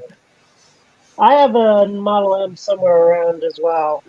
It's just buried. I need to open my Windows. It's so darn I hot have a in here. friend who every time he visits, he tries to buy my Model M off me, and every time I say no. Wait, Lydia, is your Model M still in the attic? Because last time I heard, it was packed away. It was packed away. I brought it down actually to compare the keycap feel of some of the other caps that I've had, but now it's down in Massachusetts, so it's not up here with me in the Great White North. Up here in the Great White North, huh? Take off, poser. Well, we were talking about D20s, and every now and then I have a D20. This is a kind of a cool one that I stumbled across. Oh, I like that. Amazing. That looks cool. Hey, Fucking big as heck for a D20. You remember And there of was course, a I love Kickstarter? the There was a Kickstarter like a year ago for a D20 that would self-roll. It would like flip itself Oh, over. yeah, I remember that one. And I also remember the sphere ones that are, it's literally a ball that has... Yeah, it never shipped. you're not going to roll Surprise, yourself? surprise. Yeah, it was a self-rolling D20 and it never shipped. Oh, that's It takes out the fun of it, though. But I kind of Yeah. want to make one myself just because, like it could just be larger. It doesn't have to be small. You could just make it bigger to fit whatever you need in it. Oh, yeah. I just had And an idea. sometimes you just need to roll a D20. It's like, I don't need to decide something. It's like, 18. What the hell's 18 mean? I just thought of, like the little jumping beans or whatever.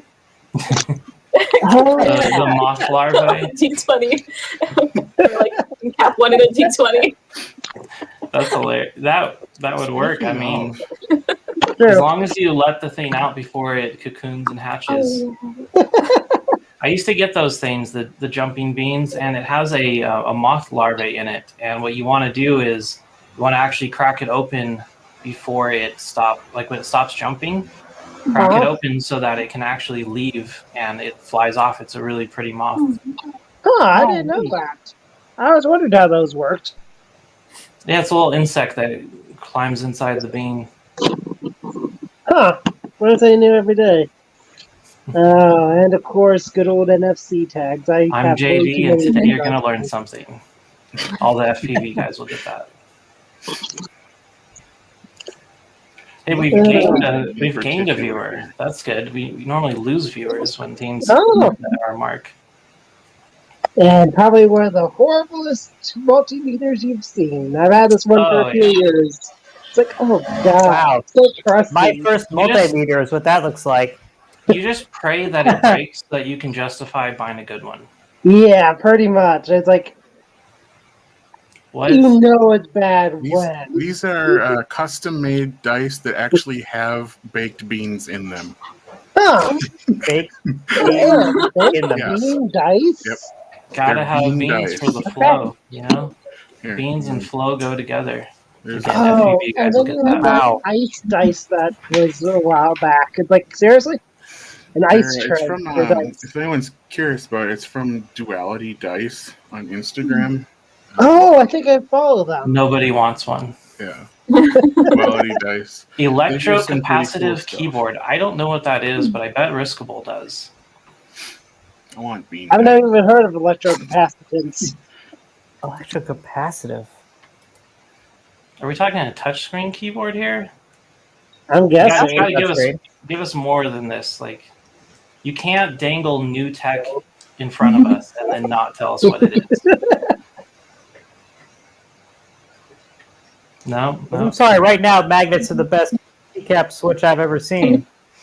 Oh, yeah. Yeah, there's- I got a Won principle the of game at this Riskable. point. If someone's got something new, I'd like to hear it. But I mean, there's Magnets, the optical key switches. They have a photodiode and a like a cheap laser diode in there. yeah, it's still got springs and crap. Static electricity to make a connection. I have never heard of this. This sounds kind of cool. You'll have to drop us a link to something, and we'll put it up on the screen here. Static electricity. What? Oh, Like, I want to know more. Does the plastic like slide? Tell me more, and, Voldemort. like, does it generate the static as you press? Could you get like more static pressing faster and have like force detection? Kind of like those Paseo tap things that you see in lighters and whatnot. You push it. push That's it, a great and idea. what? You could have the piezoelectric actuators, and then the keyboard could power itself with extremely high voltage. Every time you press a key, it shocks you and powers the keyboard. With how hard I spent, I'm going to be able to power the whole computer.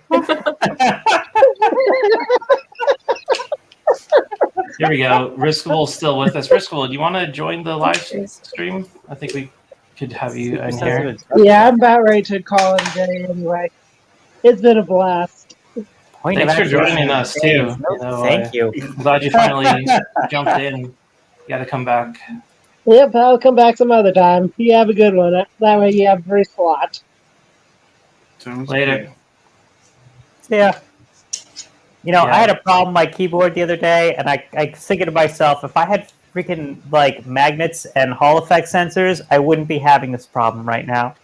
Yeah, you know what? My right arrow / control switch is starting to fuck up, and I'm just not having that. It's causing me problems. I use those a lot.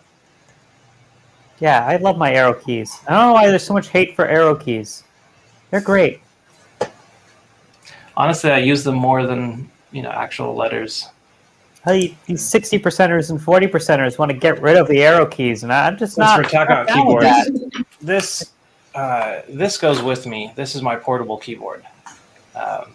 It's Bluetooth. It's hardwired. You can switch between them. 60%, and my right arrow key is starting to die. It's not good. I need this. I need this for 3D modeling. Why is Like blurry? 65%, which is like the best I could find. Which is, at some point, I'm going to build my own PCB because this is not enough. This just isn't enough. Or I'm actually probably just going to buy a risky keyboard because the risky. There we go. Riskable is with us. Hey, welcome. Hey There it there. What's up? What I want It's been right a there. Now, Yeah. I see you holding your little pocket. What is it? It's a mouse that you made? So let me tell you the plan for this, my secret project. You guys are the first to know, right? So you see this right here? Let me turn the light on. We'll give you the full This is screen a and slab of wood. I'm sure you're all familiar with it. It's very expensive right It's my, No, now. I'm not. yeah, Going to be it's my slab of wrist wood. rest, right? But Way I to want to flex, replace that. yeah. I think I can do something better than this slab of wood that I think I stole it from a shipment and then sanded it nice and smooth. So I wanted to make a dual screen wrist rest here. Let me bend this backwards a little bit. There we go. So my plan is to make a dual screen wrist rest where your hands are resting literally on the touchpad, right? And then you can use the touchpad as, a normal touchpad. So it's a multi-touch screen. And the plan is, so you got to have at least 10 finger multi-touch. So I've only got one screen right now because I'm testing this one out. If it's no good, I'll try a different one. So let's imagine I've got like 4 fingers down on this screen, right? That can completely change the functionality of this one, as an example, right? And then I've got 3 fingers down. That too can change the functionality over here. And I plan to add a whole bunch of really cool gestures. So you could be like, you just do a 4-finger tap and then 1, and that would like change your OBS scene, right? To scene 1, and then you could do like 4-finger tap, 2-finger, scene 2. That's And I've got these cool. big plans for, You could for also all different things. you could also do some different speeds depending on how many fingers you got on the one Yeah, screen. exactly. Like you wanted. So let's say you're scrolling. Like I was planning on doing a 4-finger scroll gesture, but you wanted it to scroll faster. You could just put a finger down and then 2 faster. You could. I actually did have a plan for something like that. But yeah, when you've got two trackpads, it's like you've got 1,000,001 gesture possibilities that you just did not have when you've just got one. Right? Even if it's a multi-touch pad, there's only so many things you can do. Like you're not going to cram all your fingers on there unless it's like huge. Right? So I do have some really big like programmatic plans for this, but currently I'm running into a big issue. And then this thing is so goddamn hot. Like if you're resting your hands on this, you're going to have some seriously sweaty hands. And I'm hoping it's just because I'm hoping it's just because the Raspberry Pi is like I've attached it to this thing because that's how it came. No, it's the screen. I have that same one. It gets really hot. It's because of the backlight. They're not efficient at all. Could I suggest that you just get the touchscreen overlay and attach that directly to the wrist rest with no screen behind it? What fun is that? Come on. I was going to put an emoji picture on here. How about you make the right gesture and you can pick an emoji or special characters and things like that, or macros, a macro pad. So how you do about a quick an gesture and display? It won't generate any heat. No, that's an idea.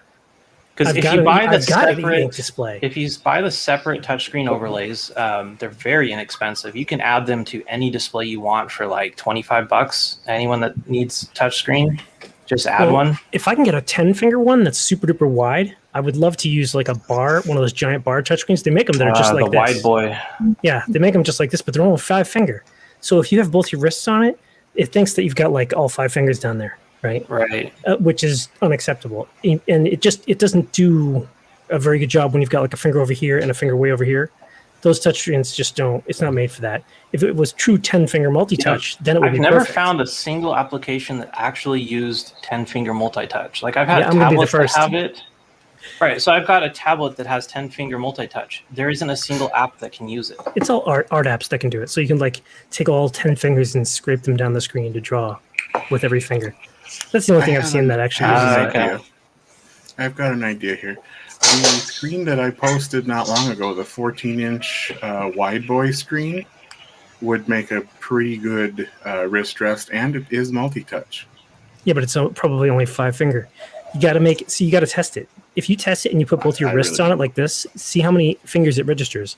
Because I was registering it with a larger a larger 5-finger touchscreen yesterday, and it thought just by having like both my hands on it like this, just the edge was enough for it to think that all 5 fingers were down. And I think it has something to do with the width of your palms. So just test it and let me know how it goes. If it can actually like detect, like if I can have one hand down and then do like at least 3 fingers over here, that would be probably good enough. So how do you do palm detection? I mean, I know like Synaptics touchpads and stuff, they have it built in the firmware. How do you do that yourself? I'm going to cheat. I'm going to put a little gesture sensor right here up above the screen so it can tell when there's something over. Because when you move your hand this way over a gesture sensor, it detects it as a gesture upwards, and it's super duper fast and high response time. So like the moment you do that, it would disable the multitouch. All right, there's my next question then. I have some devices that have gesture sensors. What's actually in there? Is it a camera and infrared transmitter, or? As far as I understand, it's just like a 4-pixel camera, it's a CCD, I think. But I mean, there's it's just going to detect like swipes up, down, left, right. Yeah, and the best it can do is it can do I don't know how it does this, but you can detect this clockwise and counterclockwise gesture. Like if you just wave your finger over it, that's the most impressive one that I saw that it detects reliably. But other than that, it's really just left, right, up, and down, and that's it. But they do it's the same technology they use on your phone to detect when you're holding it to your head.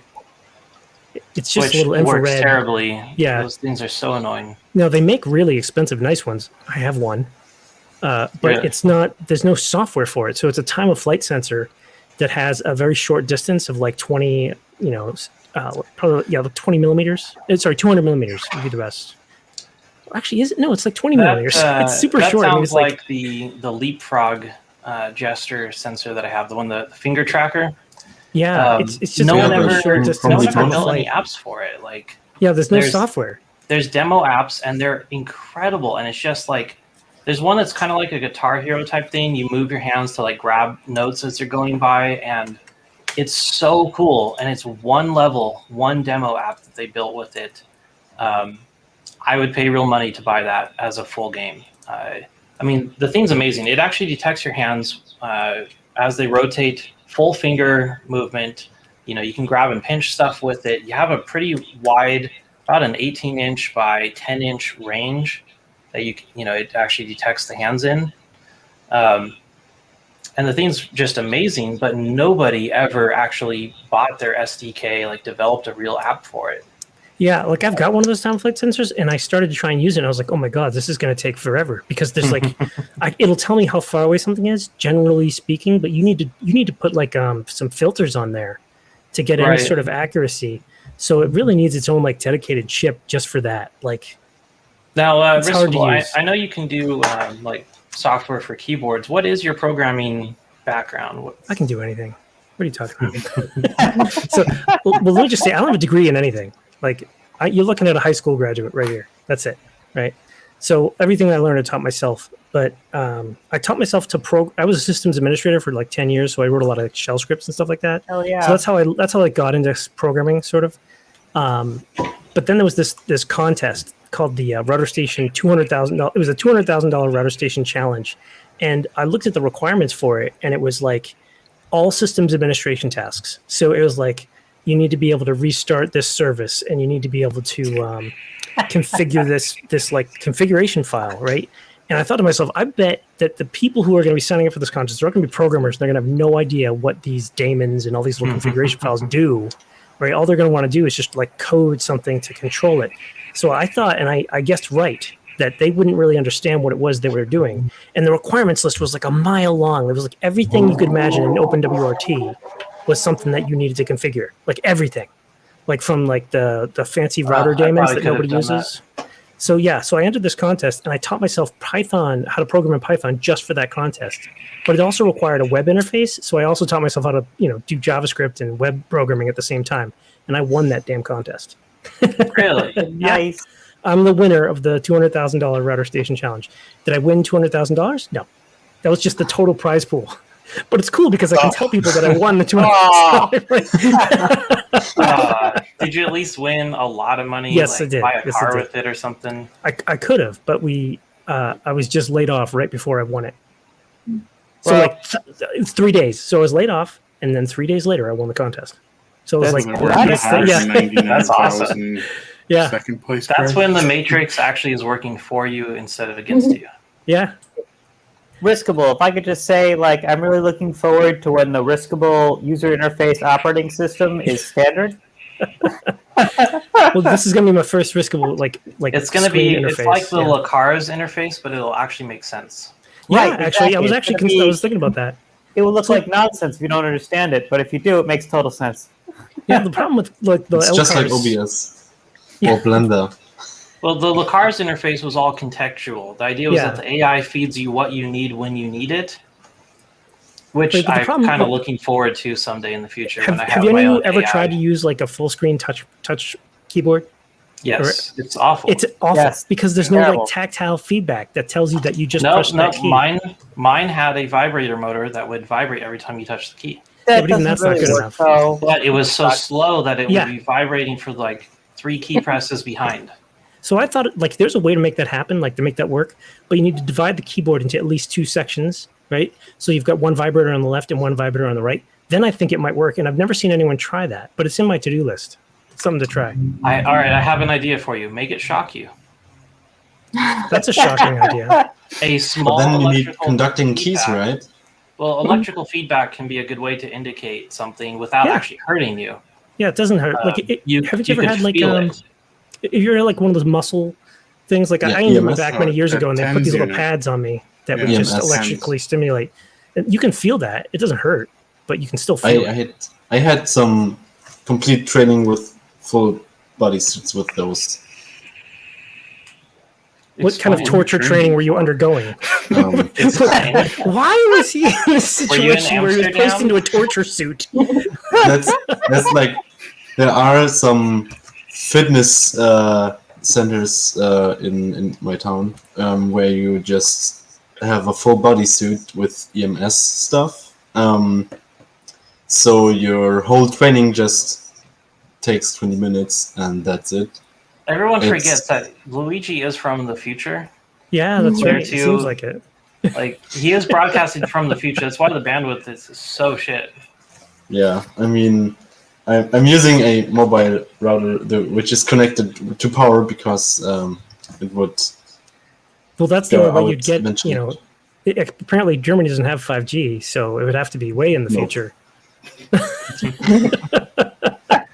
You know, I've got Yeah, 5G now but on this I am phone. in the future. It's almost 3 a.m. here, right? Oh yeah, that's a good 3 point. a.m. You're drinking schnapps in your house by yourself. Sounds like a Friday. But this is a Sunday and I have to go to work tomorrow or later. Hey, Not Bullfrog, how tomorrow, you doing? but later. I'm going to bed soon, I think, because I think I have to get up at 7 a.m.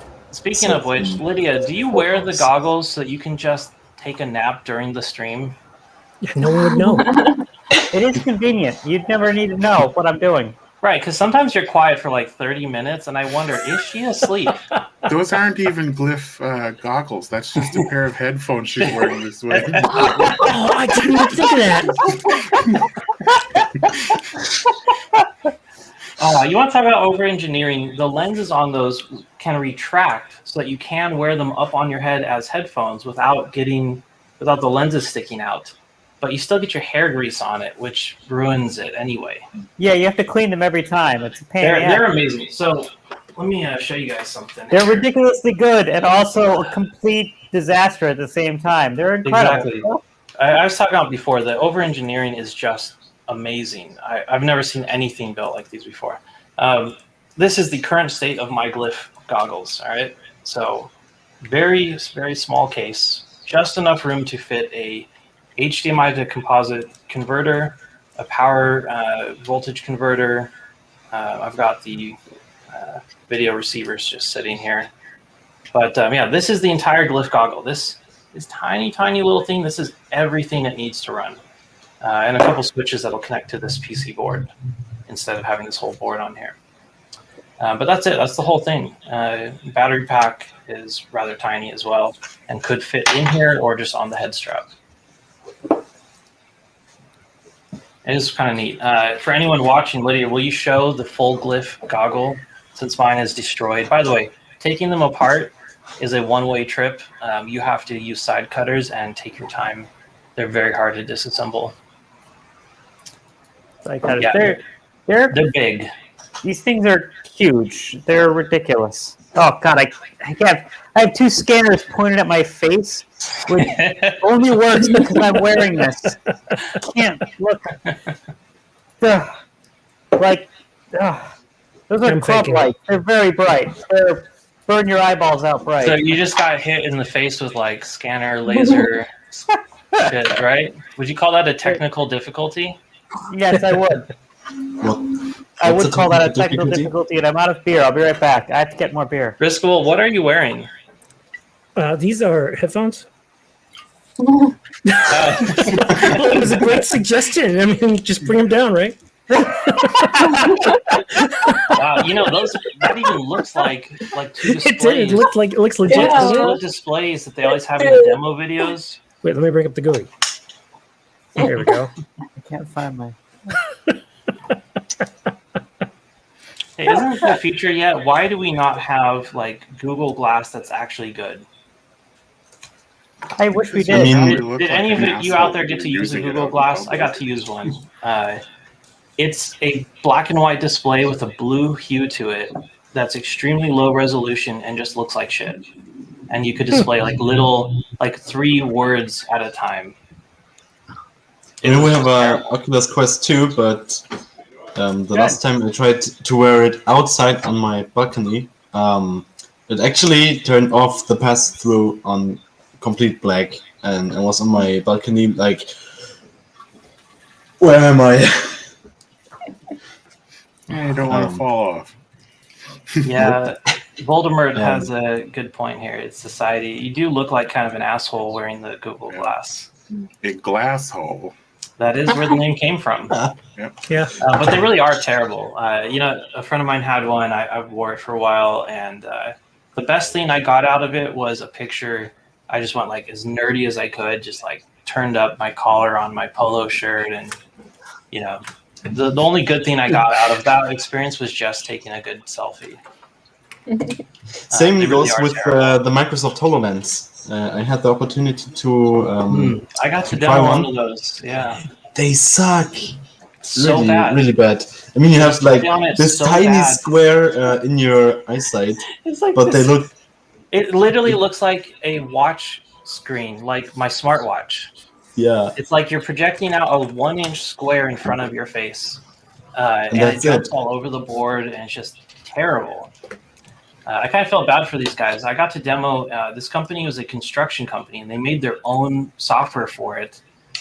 They wanted to be able to show their clients a rendering of the building that they were going to construct before it was built. Take them to the job site, let them actually walk around a virtual representation. So cool, and their software was so good. But the Microsoft HoloLens was so bad that the experience was just abysmal. Yeah. You might as well just have them look at like a rendering on a phone. There are like a few pictures of me with the HoloLens on, and it looks really cool. But that's it. I mean. Right. And it's like $3,000 just to look cool. And I'll tell you what. I'm looking forward to Apple's heads-up display because everyone will copy it. You said 2 hours and. We're 2 hours. a lot of people will actually use it because it's Apple. And 2 hours and get out. I must be on all night. What audio are we listening to? I see Rick That is Roll Lydia. playing. I just muted Lydia. I changed the video. It lets me put whatever GIF I want on there. Like I set the code so that it'll just. It plays it with MP4, so I can just give it a quick Giphy cat URL and it'll play it. So I just to demonstrate, I don't need that like 80s graphics. I can put whatever I want on there. And that's frame buffer too. There's no X11 or Wayland.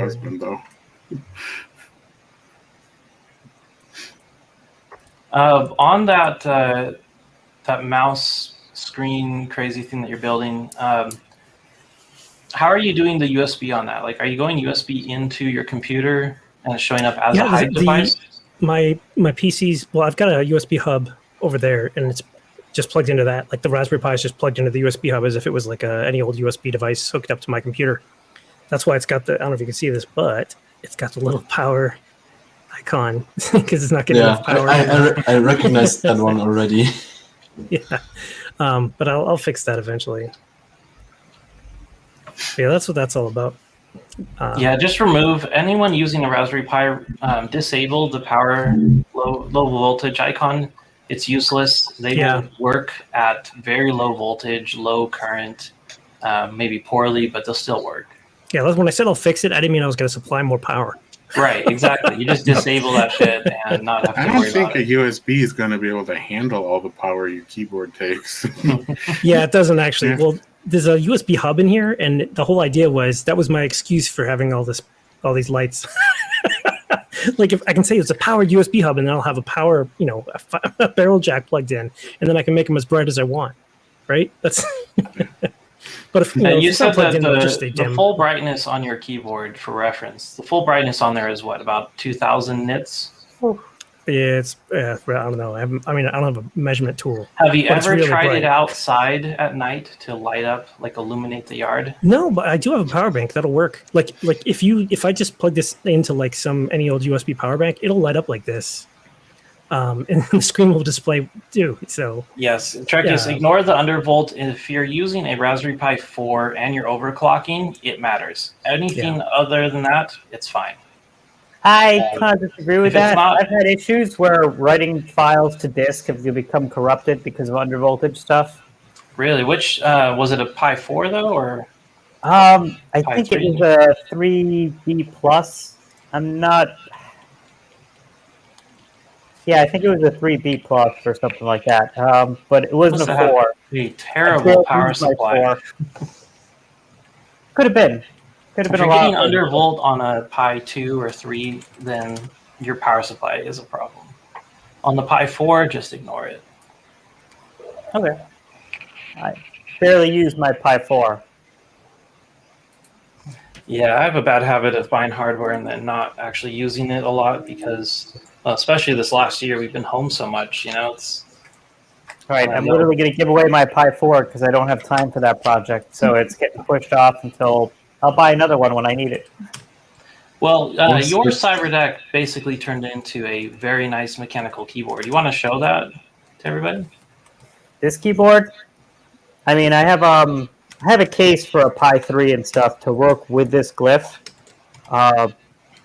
which I'm not very happy with, so I haven't really taken it anywhere, nor have I had the time to, but this is eventually going to become this will drop into a case with a Pi 3 and a power supply and an SSD.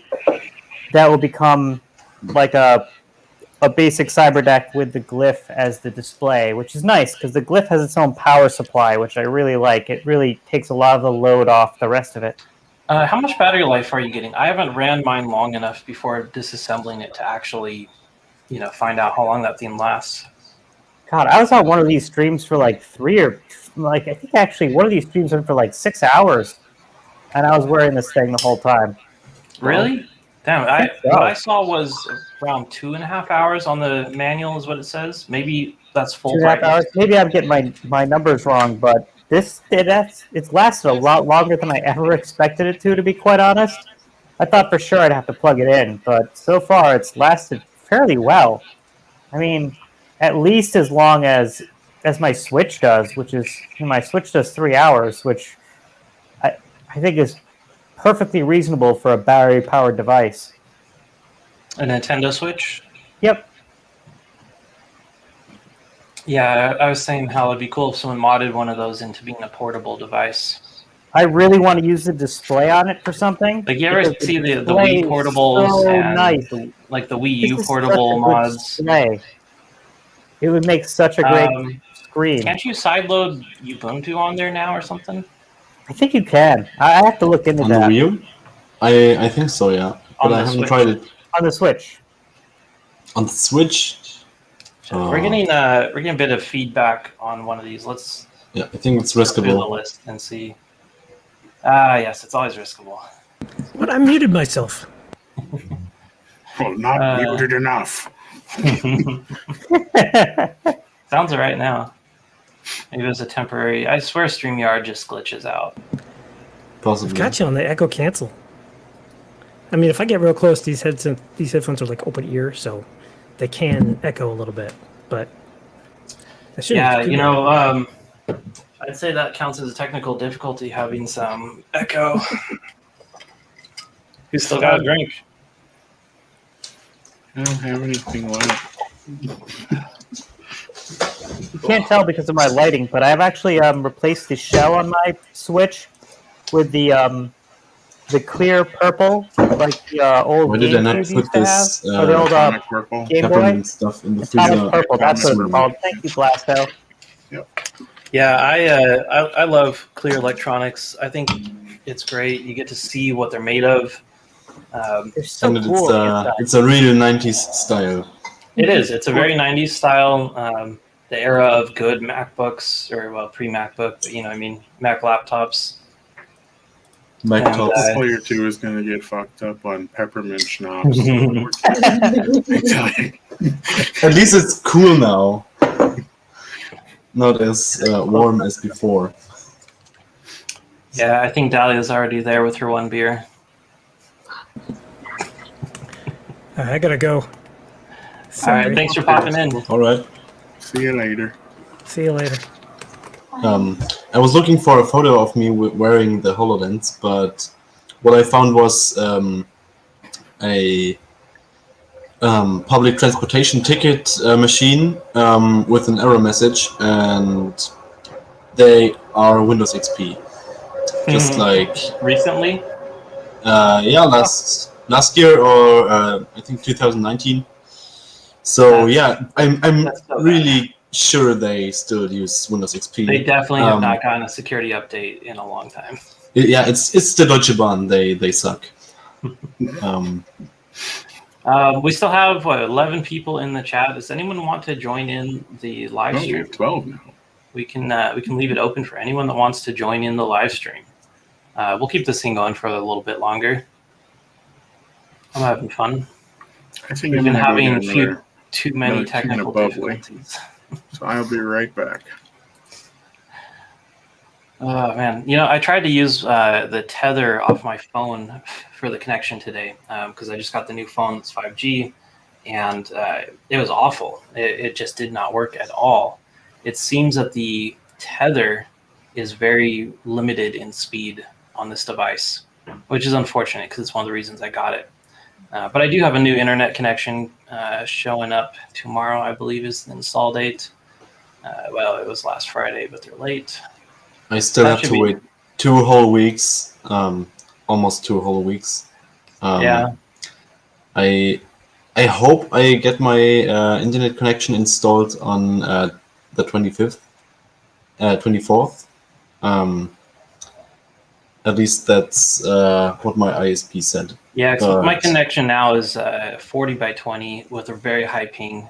The new connection is going to be 300 by 70 with a much lower ping, and I'm looking forward to that. That's pretty nice. I'll probably be absent from the group for a couple weeks playing video games. Honestly, like if you guys don't see me, I'm Oh, just. I found the pic of me wearing the HoloLens. I missed my Veta Kid, are you in the Discord? Because that is where the link will be posted to join the stream. If you're in the Discord, let me know what your username is, and I will pop that over to you. But front facing, they actually look kind of stupid though. What are those? The HoloLens. Oh yeah, yeah. But it's the Model 1, not the second one. Because Microsoft released a V2, I think last year.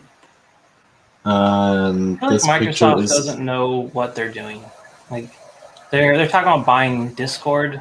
What for? Like we don't money. need Money. that. Yeah, that's true. All those Spaceballs 2, the search all for those more money. Nitro That's what they're accounts. after. They're just like Mr. Krabs. Money. Just flying Yeah, robots? exactly. Like just flying robots, like that's no big deal? Because that sounds pretty cool to me. Yeah. Rigor mortis, FPV, Well, yeah. only flying robots. Jeez, in the 90s, flying robots were a fantasy. Right?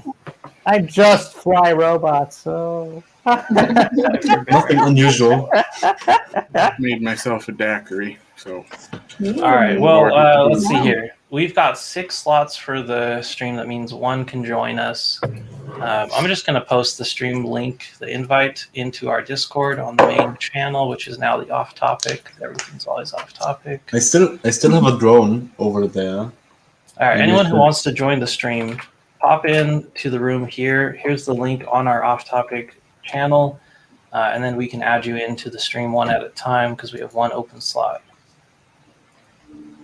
Maybe next stream I should put up my drone and try to use it as my camera. I didn't know you had one. The camera quality sucks, but it's a low budget drone. Even They're though analog, it's really huge. Let me get it right now. Hold on. Well, if you want to talk about drones, oh yeah. Well, so here is that backpack for a size reference. It is excellent. I removed all the extra straps, so I can have that Nice. Y strap in the middle. It expands pretty big. You can fit a lot of stuff in here. It does have the side clip straps, so you don't have to worry about the zipper like splitting open. Take the stress off the zipper. It's is pretty that good your bag. Lady Dimitrescu hat player too? Say I that still again? have to put in my headphones. This is the drone. It's a Parrot. Oh, that is the Parrot AR drone 2.0. I have that drone. It is awesome. Wow, that was I mean, it's You recognize that fast. I mean, it's kind of significant drone. You know what it is? That drone was the first good, cheap drone that anyone could fly. It has 2 cameras on board. Below Downward $100. facing camera, frontward facing camera, ultrasonic sensors on the bottom of it, self-flying modes. You could add a GPS module to it. It really was amazing for its time. I think when it was new, I paid for $550 for it. But there's no down-facing camera, only the sonic sensors, ultrasonic sensors. Maybe you have the first version, because mine has a downward-facing camera that you can switch to. Okay. Or you just haven't found that option in the app, because you can switch to it while you're. So it's kind of cool because you can just like see your view overhead. See the But city you would see a camera down-facing, right? Oh. Well. Never mind. It has one, right? It's Right that whole right. Yep. It's like a cell phone micro camera. It's nothing good, like a 1 or 2 megapixel. Yeah, I mean the front-facing camera is not that great either, but that's true. I mean, mine is heavily 720p. modified. I'll tell you what. Give me a moment. I'll go grab mine so you can check it out.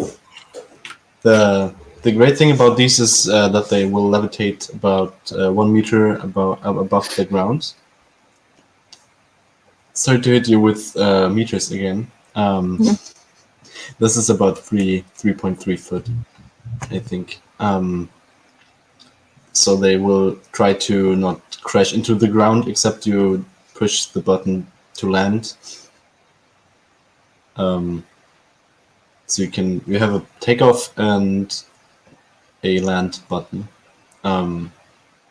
So when you press takeoff, they will just go up. Yeah, obviously they will take off when you press takeoff. I hope at least. And then they will just find their position in 3.3 foot above the ground. And if you fly over any objects like your couch or something, they will recognize that there is something closer to 3.3 foot to them, so they will go up. That's cool. Those are cool, yeah. but I don't know why, but I'd be afraid to fly a drone. I had one of those Vectron toy, like helicopter things, And I mean, it was wired even. It didn't have a wireless controller. This was like probably back in like the 2000s, like early 2000s. And like I was terrified of it. And it wasn't even, that scary. But Yeah, when I got this drone, it was, I think, Christmas at my grandma's house, and I flew that thing in the hallway and kind of hit the wall. And Yep, I still have the box for this thing. yeah, I think your box actually looks kind of different than mine, but I don't know. That's I'm what she said.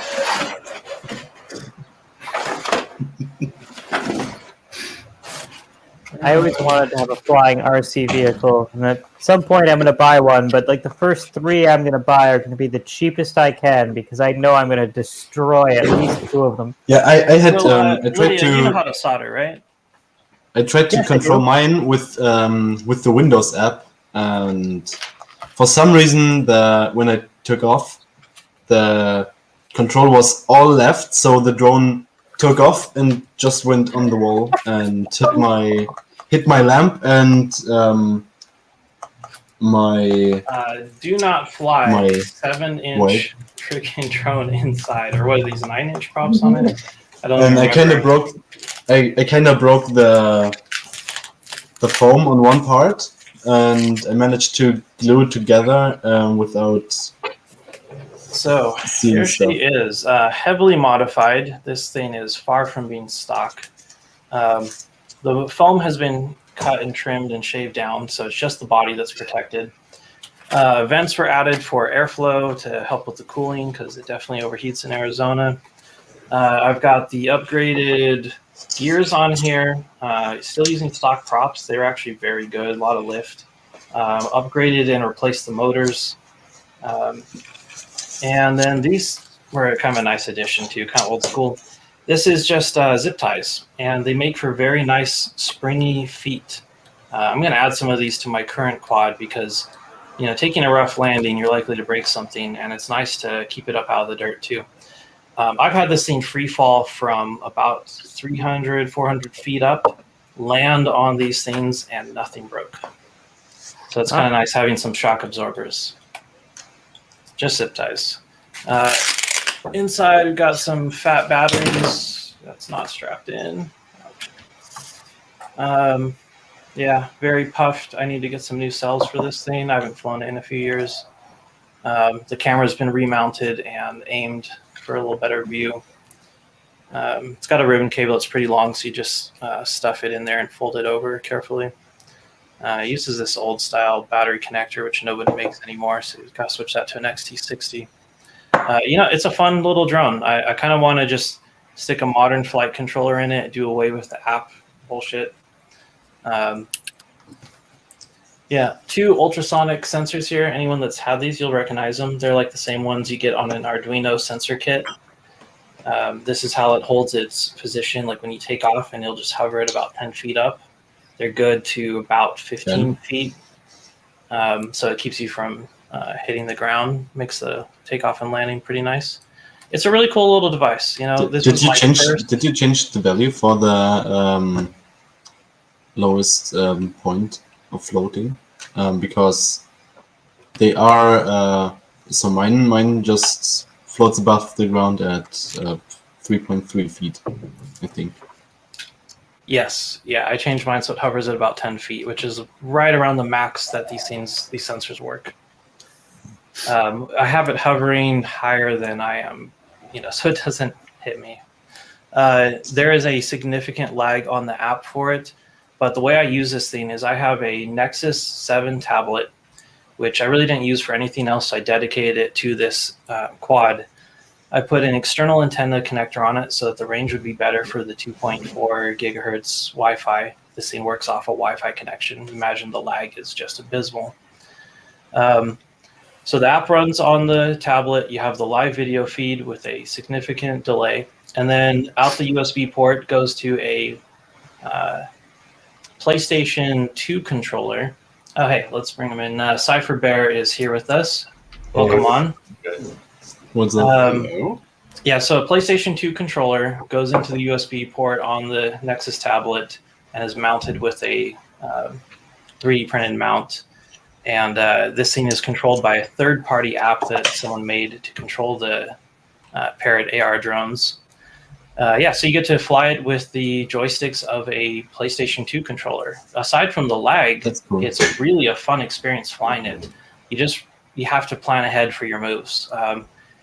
Using that app and the controller, it lets you increase the rates quite a bit too. This thing is a lot more zippy. It's not full acrobatic, so you can't go overhead, you can't tumble over, but you can definitely push to a higher angle than it lets you on the stock app. And this thing really hauls ass. I'd say it's not nearly as fast as my current drone, but faster than you want because of the lag. And it helps with the range too. Using the aftermarket app, you don't lose control at just like the stock app, you lose control even when you still have a good signal. And the aftermarket app lets you go a bit farther. I don't remember the name of it. I still have it installed on that tablet. It's not available anymore. So like if I ever plug that tablet into the internet, I'll probably lose it because it'll get pulled from the app store. But yeah, if you still have the cool. APK, I'm interested. I could pull it off the tablet. Yeah, no problem.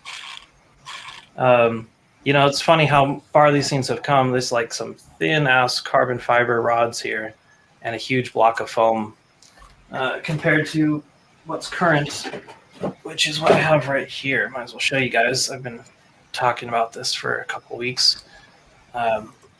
Finally got to fly this today. Thanks, Blasto, for the full screen. Finally got to fly this thing, and it is just a beast. It's insanely fast. I think I probably topped out around 60 miles per hour. Wow. Yeah, it is quite something. It was hot today, so I just took it up flew a couple packs. Couldn't stand the heat, but it tolerated the heat. Like I didn't cook the flight controller on it, which was nice. 5-inch drone. This is the QAVS frame from Joshua Bardwell. I got it in a subscription crate. It was the only way to get this thing, so I jumped on that as soon as I found out it was going to be in there. Yeah, it's really a fun little device. I probably have about $300 into this total for this build. It flies for a long time. These are some very efficient motors on it. They're a little smaller than what most people fly for their freestyle quads, but I'm not that good of a pilot. I'm not trying to do a bunch of tricks. I just want it to stay in the air for 5-6 minutes at a time, and it does. I was very, very impressed with it. Just all stock settings, straight off beta flight. But yeah, we'll see what this thing can do once I tune it up a bit and get some larger packs for it. The LiPo battery pack. Definitely fun. I recommend flying, whether it's a drone or a fixed wing, or helicopters are kind of old school, not really worth playing with anymore. It's a good hobby. It's a good way to get out during the summertime when the weather's nice, and I really just like it because you get to just see the landscape, just the views. I mean, yeah, it's fast. You get a little adrenaline kick from it, but just cruising around and enjoying the view from a couple hundred feet up is really unique. It's a lot more expensive to go rent an airplane or a helicopter or something to fly around. And we should get an FPV as well and just sit on my balcony with my FPV while I'm flying over the city. Yeah, absolutely. I mean, you got to be careful. Obviously, you don't want to hit someone with this 5-inch. Those props are spinning about 30,000 RPM. You do some serious flesh damage with that. But you can get a little 3-inch, 2-inch with some prop guards on it, and it could fly into someone and do nothing to them. I also don't want your neighbors to think you're some sort of peeping Tom weirdo who's peeking into their windows with a drone or something. No, they just they already think he's would probably look at me like, why is this dude sitting with his VR goggles on the balcony? Because I actually did that yesterday. Well, I mean, if they see the drone, though. Like if they Now, want somebody to sit Cypher Bear, outside- you fly too, right? If they want somebody to sit Cypher Bear, you outside- fly too, right? No, I used to fly a lot of model airplanes and helicopters. Since the drones became the new norm, I haven't flown any drones. I've flown once, but I've been interested in building one, but haven't yet. It's a lot And of there fun. are two of us. It's gotten so much easier. It's all the hardware's so good and so cheap now too. You know, Well, 5 really, years like- ago, it would have cost you like $2,000 to build what is, you know, 200-300 now. It's insane. I assume that the battery technology and the motor technology has just gotten so intense. Because back when I flew helicopters, it was all about like 60cc weed whacker engines, and you'd have to buy like, these huge gyros, and these servers were massive. You got to run nitro on it, like the Yeah. nitro fuel. It's like Now what, you have, like- $30 a gallon. Yeah, exactly. Now you have these tiny little drones that can fit in a backpack. You just pop them out, throw on some glasses, and use a PlayStation controller. Yeah, I unfortunately burnt out the flight controller on this one, but this is my Crux 3. It's my own fault for burning out the flight controller, nothing against them.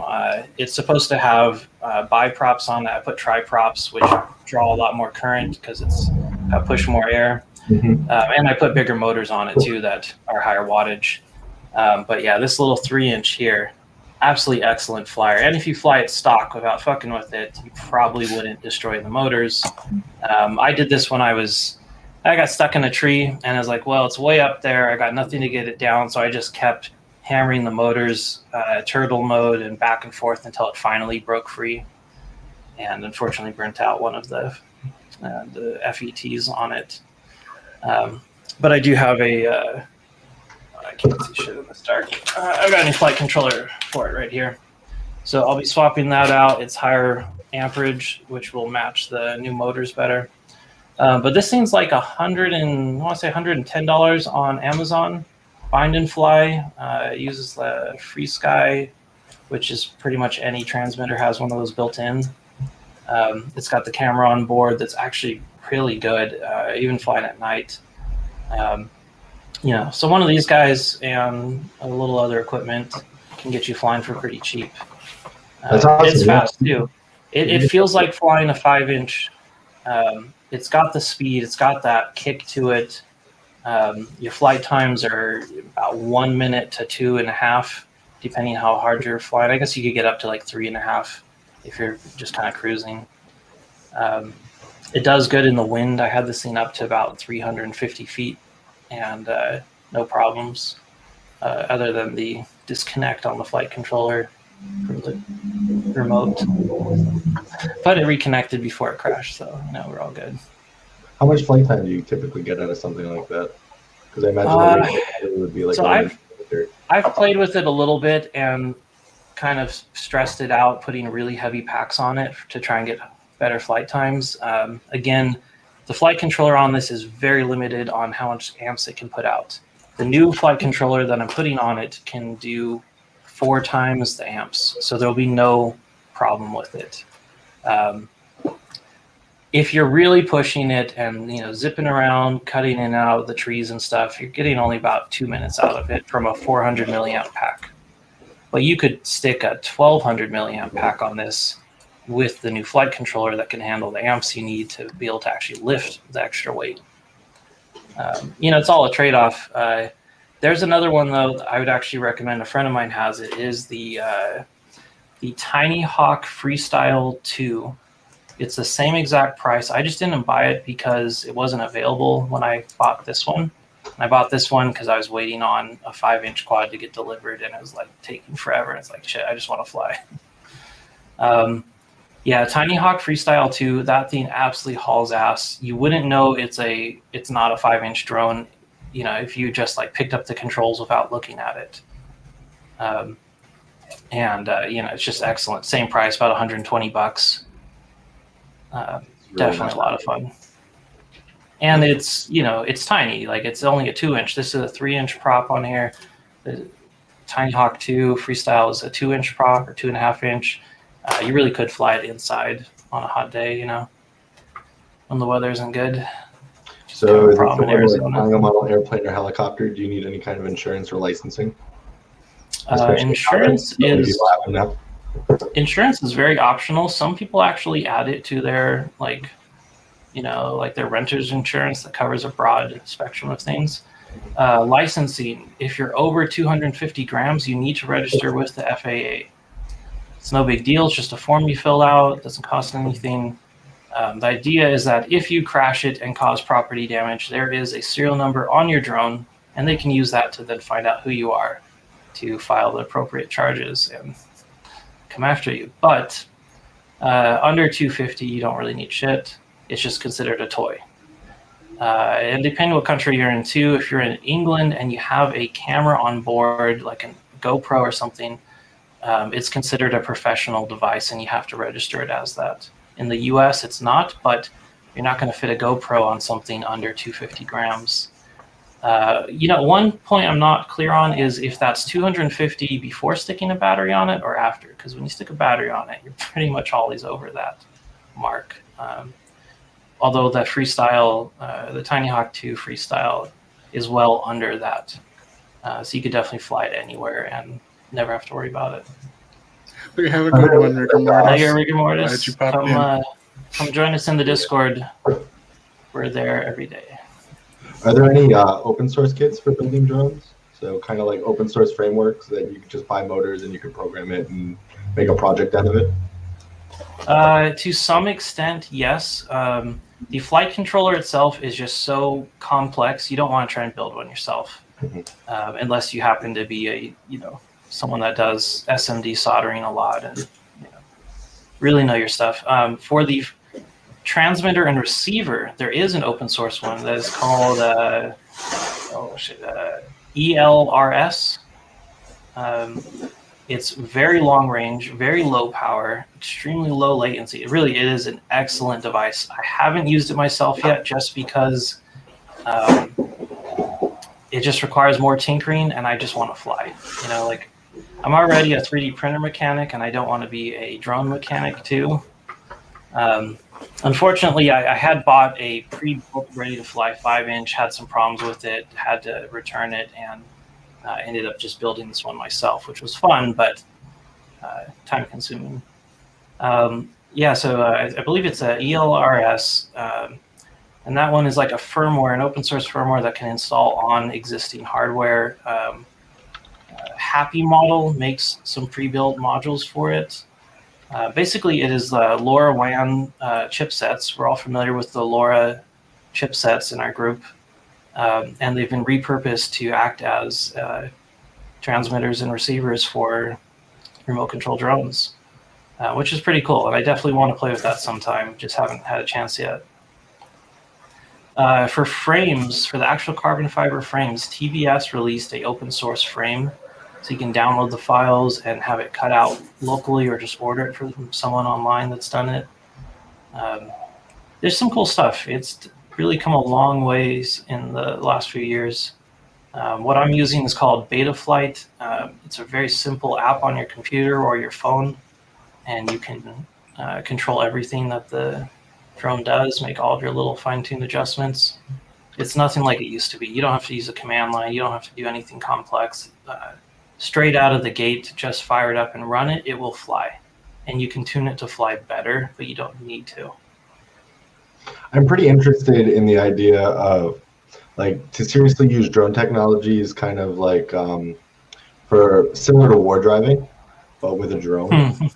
So you war droning. Tape a war droning. I like that. Is there a way tape a Pomagachi. Could you automate it? Could you actually automate it to fly a certain course and then come back? Oh, absolutely. So if you just drop on a GPS module and make a few changes in the software, you can have it fly itself. Let's see, for self-flying stuff, I think you would use iNav. It's a different firmware, virtually the same, but specialized towards fixed wing, airplanes, self-flying objects. For my drone, I am going to stick a GPS on it for the return to home function. So if you screw up, you lose connection, something bad happens while you're flying, you can either trigger it yourself or have it auto trigger when it loses connection to your controller. And then it will just try to fly itself back to you. So it'll gain some elevation, fly back, and then land. hopefully with a good accuracy and doesn't try and land in a tree or something. Most of the time, though, when you lose connection, you just have it fall from the sky because it's safer than have it like zoom off and hit somebody at full speed. But yeah, you can just stick a GPS on it. You need to have a good connection with a lot of satellites for it to work. But yeah, there's long range drones too. You could go up to, I think, about 20 miles each way. For these AR drones by Parrot, I think Michael Reeves did something funny. He used, I think, OpenCV, I don't know. I think OpenCV to recognize human targets with the camera, and he, in this one video, he had like 10 of these AR drones. They kind of were able to communicate under each other, and then one drone was like, oh, there's a human. Every drone just like flies onto the human. Michael Reeves, that guy, like, I can't tell, does he have an entire like Hollywood production team behind him, or is he actually brilliant? Because his comedy, the stuff he builds, and the rate at which he does it, it just seems like more than one person could do. I love his videos. If you don't know who he is, just stop watching the stream and go watch Michael Reeves' stuff. Like, it's ridiculous. He does all the things that we are too scared to do. He does it himself. Yeah, well, he claims he does it himself. I'm not sure. But anyways, it's 3:40 a.m. here, and I still got to work tomorrow, so I think I'll totally blasted on peppermint schnapps. So. Yeah. Oh yeah. It doesn't hit hard. So how much alcohol is actually in there? 16%. Well, good luck waking up in 4.5 hours. It's not too bad. Yeah, I have. You're still young. I have five alarms. Between the first one is at 6:45. Then just to have me wake up like, oh yeah, you could just leave your bed in 15 minutes. Yeah, if I was still 21, I would just keep drinking and then go to work. I took a small nap, which was longer than intended before the stream, so that I have at least some sleep before that. Well, thanks for joining us and staying up so late. I know it's always late when you join us because you're in Germany, and yeah, maybe next week we'll just run the stream at 1 o'clock, so it's not so brutal for you. I mean, I'm totally awake, but I had some energy before the stream. Yes, I'm sipping on a Red Bull here to counteract all of the. This is the cheap Red Bull. Good to have you here, Player 2. Yeah, thanks for joining in again. Some gummy bears stuff with energy a few years ago, and I That's still. what Red Bull tastes like. They were like Haribo, but so they felt like real. Yeah, that's why I added the buy me a caffeine unit to the Patreon, because like I run on caffeine. That is my go-to drug of choice. Yeah, but anyways, if you still want to play my live set, I recorded. Go ahead if you want to. I don't know. We're running pretty long. You know what? We should just upload that as its own video. It's really cool. That techno set's like 20 minutes long. Yeah, something. I enjoyed playing that. I played it a couple times through because it was pretty neat. Oh, I have to listen to that. I'll upload that here in a minute and post a link in the Discord for everyone to check out. For anyone that just doesn't know, Player 2 is quite the DJ and composer, and he does it all live. It's pretty sweet. You guys gotta check it out. He's an artist. He's an artist as well for visual art. And an artist for visual art. You check out our Redbubble too, because his artwork's on our Redbubble because it's so damn good. And it's also the logo for the channel right now too, because it's my favorite of our Cyberdeck artworks. It's better than Hans. Hey, no, I mean Hans is on a different crazy. level. Hans is You just know. Nothing can compare to Hans is a icon. yeah. That's true. He is. I still have to do some visual art maybe All right, like well, we'll catch you later. with Have a good one. yeah. See ya. Have a good day at work, player 2. Hey, Cypher Bear, do you have any projects going that you would like to show off? We're just hanging out, showing random shit. I mean, nothing cool right now because this was all sudden, but I'll definitely come back with some other stuff. I recently fixed up my 3D printer, so I've been printing. Nice. What do you have? I just have a standard ANET, but I've been upgrading it. So I finally fire dialed starter. it all in. Yeah, so I've dialed it all in. It's working pretty well. I also started big into mechanical keyboards and artisan collecting, so I started casting caps too. Oh, really? Yeah, I've been doing a lot. Dahlia would probably be interested. That's on my list of stuff to tackle. Like, is interesting. Yeah. I've got the vacuum. I've got a vacuum pot now. I need a pressure pot so I can do the full cycle. Back. Hi, Riskable. Welcome back in. He heard keyboards and he's like, "Oh, I got it." Guys, Say that again. Hey there. hanging out with you, but I'm gonna take Yeah, off. you Having the review screen invoked the summoning ritual. Taxing, turns out. All right, Delia. Lydia. Sorry, Lydia. Yep. Bye, Lydia. See you later, Lydia. See you guys soon. Night. And So now yeah, that we're- I just hooked something up because someone asked me. I got a request on Reddit for a picture of the relay board, so I just went to the trouble of hooking it back up. If you guys want to hear what it sounds could like, you play us a little tune? let's I was checking this out the other day. point the microphone down there. I would so you like to guys- add a an electromagnetic relay to my own keyboard just for that extra punch. Oh yeah, this is fantastic. Let me switch to screen and typing. There we go. Because then I'll have something I can. Can you hear it? Now, did you add the song to it that I requested the other day? No. Well, this is that's complicated. This is easy. It's like you remember the floppy drive songs? You could like play the Star Wars Death March on it. I know what you're talking about. So yeah, I've got this relay. Every time I press a key, it clicks. It rotates between three different Don't relays. you have 5 relays on there? Well, there's 8 relays on here, but I was doing some testing. Like I was going to hook up all of them up, but it turned out to be totally unnecessary. What if you got like those solenoids for like pinball? Yeah, I thought about that too. 5 of those in there and just have them like break your knuckles each time you. I want one of those like on my power mouse supply. for first-person shooter games, so that every time I press the trigger on the gun, you get the feedback. Yeah, of somebody course, you did wouldn't that. be able to aim for shit, but it'd be fun. Yeah, it's pretty freaking loud. I will say though, me and a friend of mine a while back built a shocker so that when you get shot in a video game, it would actually shoot. It would shock you. It used the camera flash module from a disposable camera, and I think we interfaced it to the rumble pack. So what would normally trigger the rumble on like an Xbox controller in the game would instead just shock you. It was a terrible idea. It worked great, and I probably still have scars from it.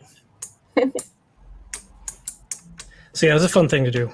It's nice when your keyboard actually has like a bunch of free GPI opens. Then you can do stuff like this, right? We'll hook up like an infrared receiver like I did before. That's currently disconnected because I had to use some of those pins for this. Do you have any plans for the relays, like actually using them as relays? Well, if you hook up some sort of load, any load, then they're only rated for like 100,000 cycles. But if you don't have any load at all on them, they're rated for 1,000,000 cycles. They'll go basically forever. Interesting. And you type a lot, you'll go through those cycles really fast. Yeah, I've burned out relays before where the contact actually, made contact so many times that it wore down. Yep, I have too. I did it with Christmas lights a few years ago. I had one of these 8-channel relays, and 4 of them stopped working because I had lights blinking on and off so fast for weeks on end, and it just burned them right out. I Yeah, would I'd made absolutely myself love to a, see what you do for Christmas lights, Riskable. Well, Considering that's you know, what I can you share do. some tape links the and stuff. keyboard to the tree. I do have some like gifs of it. I just gotta find them. Like here, you guys can see what am I at. This is kind of be. You can see my gift collection here as we scroll. There's nothing secret here, so I got to go find my Christmas lights here. Nothing secret here, but do you have any secret projects? Well, that's what this is, and it's not a secret anymore. I already shared it with you guys, but I call it the Don't Wonder worry, Board. no one's watching. It's gonna. No I call it the Wonder Board. It's gonna be my Wonder Board wrist rest. But I do believe that I have. Oh well, I got my lights on my house that are they're out there year round. Come on, Givey Cap, what are you doing? It's not loading that. Oh, there it goes. Now it loads. Of course. So yeah, these are on my house year round, these lights. And if I had a taller ladder, I'd put them up top too. But yeah, so like I can just control them with, it's running WLED on ESP32 and a little box to the left of that smile thing. That smile thing's not there anymore, but yeah, it's in between the two roofs over there. There's a little box with this ESP32. But when I really get my Christmas lights going on, a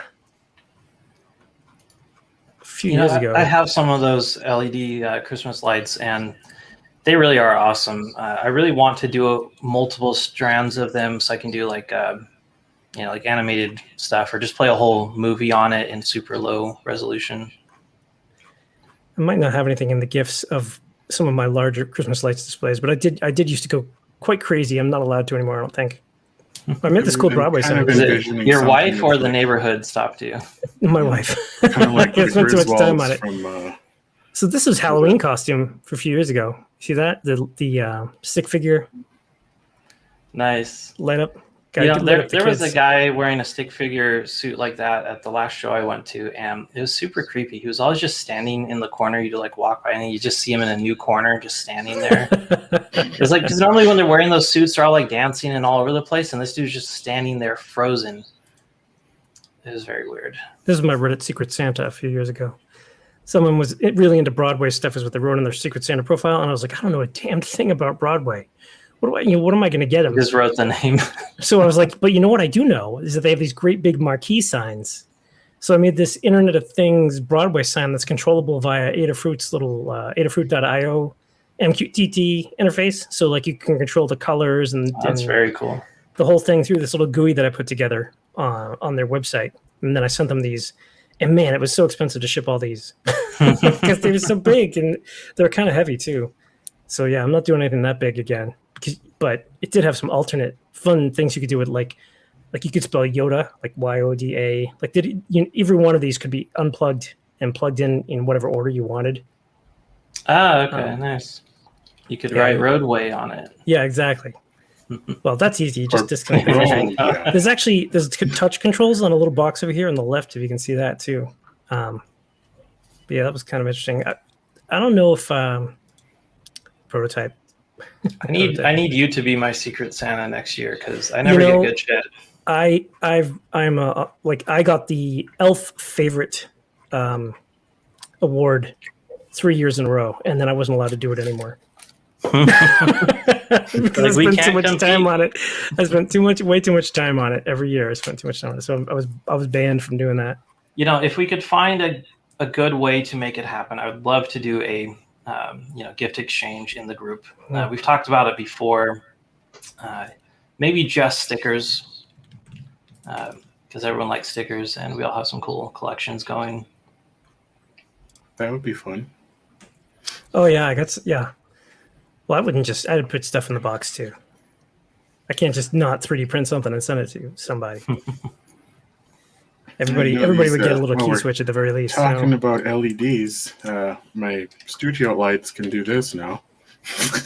Is that a feature or a bug? Yes.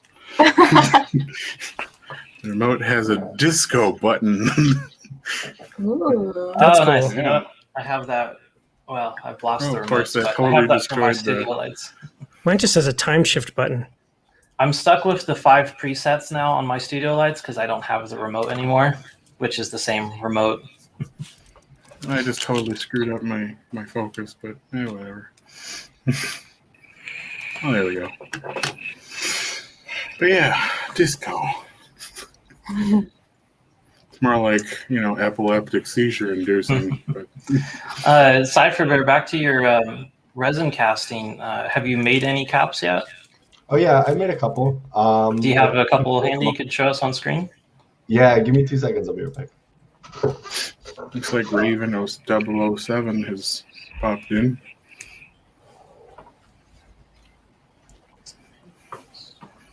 Let's see here. You ready to come on the stream? You got no audio and no camera. We'll pull you back in when you get both of those or one of them enabled. At least audio. You don't have to be on camera. Yeah, we'll just put Blasto's face on there while you talk. I like how Blasto's glasses are reflecting the screen. Like, it looks like googly eyes, kind of. Oh, yeah, that's cool. Wow, that actually looks really cool. Yeah, I'm kind of digging mine, too, with the LEDs in front of me. It kind of looks like they are LED glasses. I couldn't find any AA batteries in the house that were charged, or I would wear my LED mask, which the thing's really cool, but it eats batteries like crazy.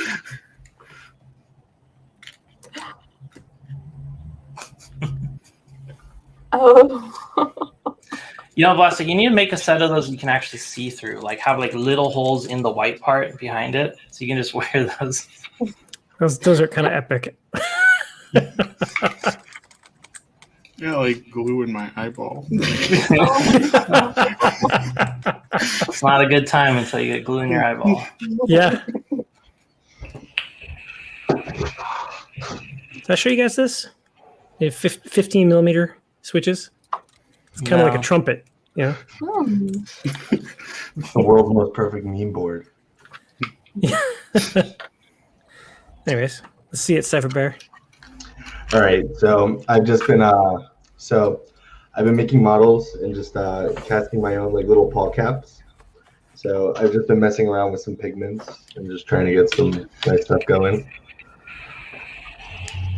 So I like those. Yeah, they're pretty fun. The double shots aren't too hard. They're not too complicated. So what I'm doing may be a little unethical, but for the 3D printer project, I have other caps and stuff I could show. Not one I've created. So I have a big keycap collection. So the 3D printer project leads into the casting project through the It's Lego to MX. So there's a little adapter that is it's a 3x3 Lego piece and it's an MX stem. So basically the whole idea is you build walls of Legos around it and you put the keycap in the middle of this whole Lego assembly and you pour silicone over it. So because it's Lego, it has all the registration marks, and then you flip it upside down and you pour the other half of the mold, and they fit together perfectly. So I have a big artisan selection. Brilliant. So I'm going to go ahead and just make molds of my own caps, just so that I can test like different techniques for like shooting in like smaller places with resins of like different consistencies, or just different things to kind of mimic like artisan makers that I really like. So it's definitely like one project helping out another at this point. Now, Dahlia, you have a couple keycaps you could show, don't you? Oh, geez. Where to start? I always make her show off the keycaps because I'm jealous of this collection. Oh, yeah. It's enormous. Even if I had the money to spend, these are unobtainium, you know? Yeah, someone absolutely. You gotta know someone that knows someone. We could have a keycap fight if you want. No, you can't. I'll always win because I can make my own in just a little while. Yeah, well, but Riskable I have has 5 a colors. magic 3D printer that prints perfect.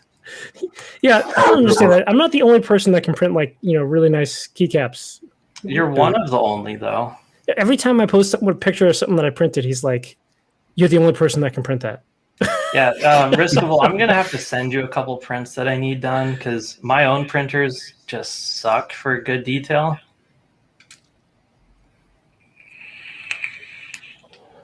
I'll go retrieve my one and only 3D printed keycap. It's somewhere over here. Is it one of my designs? Dahlia, if you want to take a minute go ahead, to show Dahlia. your For your sure. keycaps. Ooh. I haven't really gotten my hands on anything new recently.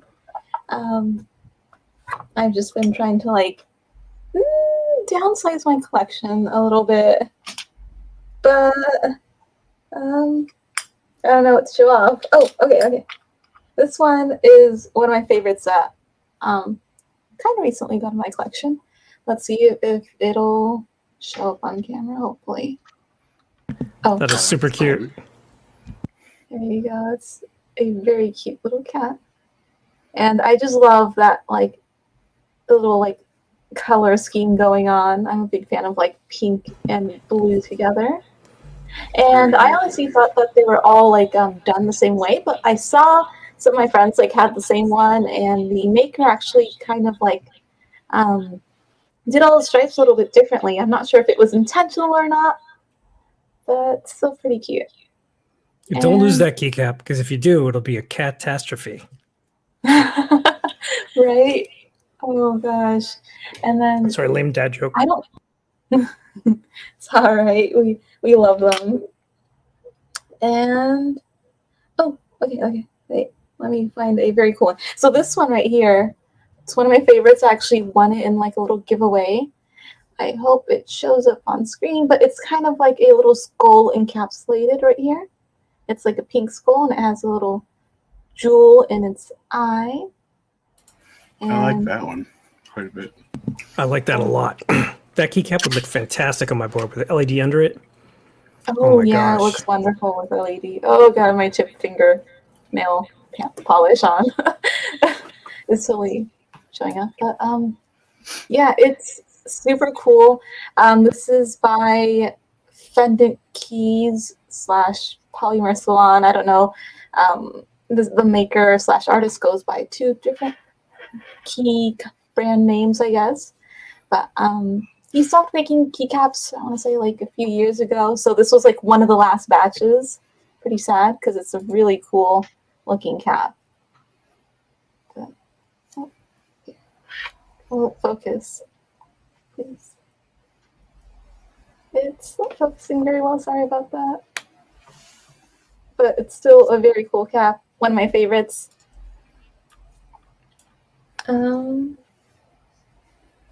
I have way too much stuff, so it's hard to pick something. Okay. Everyone usually loves these, so, and it also matches my hair today. So, super intricate cap. Oh, there you go. Camera is focusing. Oh my god, how long did it take for the guy to make that? Oh, this guy's crazy. So it's by Gaff Caps. The maker's name is Kudos, and he takes like so long to make these, like at least like half a day or like a day, just like consistently working on one single cap. And it's really crazy because he makes everything so well and makes sure that the cap is perfect. Includes like multiple shots on these, as you can see. There's a bunch of different colors going on and like a little glitter going on the tongue. Like, this guy's very, very dedicated when it comes to cap making. And he just has some of like the most intricate, like crazy sculpts out there. Could you repeat the name of the artist? Oh yeah, so it's Gaff Caps, Gaf. Gaff Caps. What about 3-eyed animals? I just love it. Right, I love like this little mutant look. And the name of this sculpt is called the Type Beast. So it's one of my favorite sculpts out there because it's just so cool. Like, I used to dislike the sculpt kind of because it looked like weird, but it really grew on me. So yeah, I like it. We got a question from Voldemort. Do you have any Keyforge or nightcaps? oh, Which I'm yes, pretty sure you do. I do. So oh, here, I have some nightcaps on hand. So nightcaps is a keycap artist, and they have multiple sculpts and release them in like a bunch of different colorways. And I've been trying to collect this specific color for a while. So here is a Fugthulu. It is kind of like a fugu fish or puffer fish, kind of. It's this one's too light for the camera to really focus in on it. Oh, There there we you go. Oh, no, it went away. Oh, that's trippy looking. Now, I assume this one glows like crazy under UV too. Not really, actually. Let me get my flashlight and then we can take a look. Raven 007 is still trying to connect. He keeps connecting and he keeps having technical difficulties. He keeps connecting and dropping out. I already finished my daiquiri, so well, I still have a bottle of aviation gin, which I cannot finish. So here, if I turn off this light, then you can see this way better. I see kind of minimal glow on it. Yeah, I wonder if it's not actually the resin type or if it's an additive that they put in, because some of those glow so bright. Oh yeah, it's strontium aluminate. You can buy it like industrial giant vats of the stuff, and I don't know how hard it is to mix it in resin, but you can't get it. And it's called strontium aluminate. Ravens with. Let's bring him in. Welcome him on. Hey, welcome to the chat. What's up? How are you doing? What's your username on Discord? Simon S. Simon S? No, Simon S. Raven 007. Oh, okay. I just didn't recognize it. Have you been in the group long? Probably about a month or so. Well, welcome. I hope you like it. I was there for the lounge becoming way off topic. Off topic. Yeah, that happens from time to time, you know. Just we change things up a little once in a while. No point fighting the crowd, you know, fighting the current. I may have been an instigator in that whole snafu. Mogu FPV says he's jealous of all these keycaps. Yeah, you know, it is kind of fun. It's an addictive hobby, just like FPV, but it's more expensive. Although you don't break your shit every single time you go and fly. Voldemort also joined in. We are limited to 6 on this, but we'll bring you in a little later if you're still around. I gotta go anyway. So all right. Well, Risco, thanks for jumping later. in again. And please do post more of the keyboard palm rest thing. That's cool. I like it. It's a wrist rest, but I definitely will. As progress goes, I'll post it. Nice. Later. All right. Voldemort, you're coming in on audio only, I take it? Welcome on. Oh, how do I... Can you hear me? I can hear you. Oh, shit. Well, then fuck this. I'll stop what else I'm doing. Stop cam. Start cam. Oh, what do I got to do? Well, technical difficulty. Oh, I got 20 cams here. Fuck me. Anyways, I'll come back in a moment. I ran out. Oh no, you'll have to switch the water. Unless you've got another one. I do. We'll see you in a moment. I totally have. We're all just drinking every time there's a technical difficulty. It's the name of the stream. It happens frequently. I thought it'd be kind of fun to just make it a drinking game. It was a mistake. We're alcoholics. It was a horrible mistake. I am not an alcoholic. I don't drink that much, and this is quite a lot of gin here. But if I sound like a raving idiot, that's actually just normal. Someone will have to get a screen cap of you with a bottle like this and just be like, I'm not an alcoholic. Hey, go ahead. It's too dark. Alright, I have a question for you guys. Well, there's a lull. So now that I'm all into 3D printers and whatnot, instead of actually encapsulating the caps and making silicone molds, hey, what's up? Oh, nice board. Nice artist. Ooh, that's quite a collection there. Yeah, I've been doing the collection for about 5 years, and I'm sad Dahlia popped up because she's the one that I've been following on what's that thing called, Instagram? Yeah, she'll be I right like back. that little coughing. She'll be right back in a moment with another drink. Oh, we're drinking tonight, so if you've got a drink, every time there's a technical cartridges? difficulty, we are just slamming. There you are. Yeah, no, I'm going to bed here in probably the next 15, 20 minutes. I'm usually in bed by 9 o'clock, and it's 9:10. But were those Pokemon cartridge caps I saw on there? Fuck yeah, from a guy I think called Blue Fox. Oh, that's awesome. Do you have the red card on there? Yeah, red, green, blue, and yellow, the originals. And then those are also Pokemon keys, if I can get them up in there. But you said you were following Dahlia. Dahlia, you got a fan. Yeah, well, I mean, I follow all sorts of people that post their keys, right?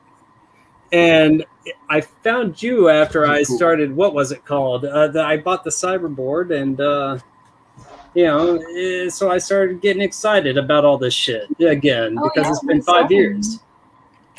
No, so that's my personal favorite key, unfortunately, is that Snakey. That's Keyforge's first release of it. So it's not quite the level of keycap that you got there, because I see what you post. But yeah, definitely awesome shit. And I've been following this whole stream tonight. Hey, fucking rock stars. Yeah, that's how I found Dahlia, was her YouTube. I was looking up artisan caps and just happened upon her YouTube channel. I was like, oh, I gotta get a hold of this one, Yeah, bring her on the stream, and right? Like, you must have been like, "Who is this guy messaging me?" Like, I thought it was a bot.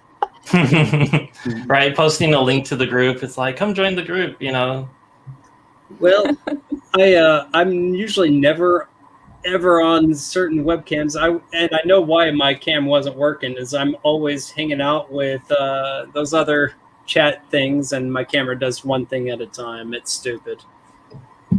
But I'm gonna pop off. I respect the stream, and all of y'all have been awesome to watch, and the tech, especially I think it's you, JD, that I've been hearing tonight quite a bit talk a lot about all the fun tech with the glasses and everything. Yeah. And then I think it was Lydia who had them earlier. Right. So her headset that she's wearing is what I'm holding here in my hand.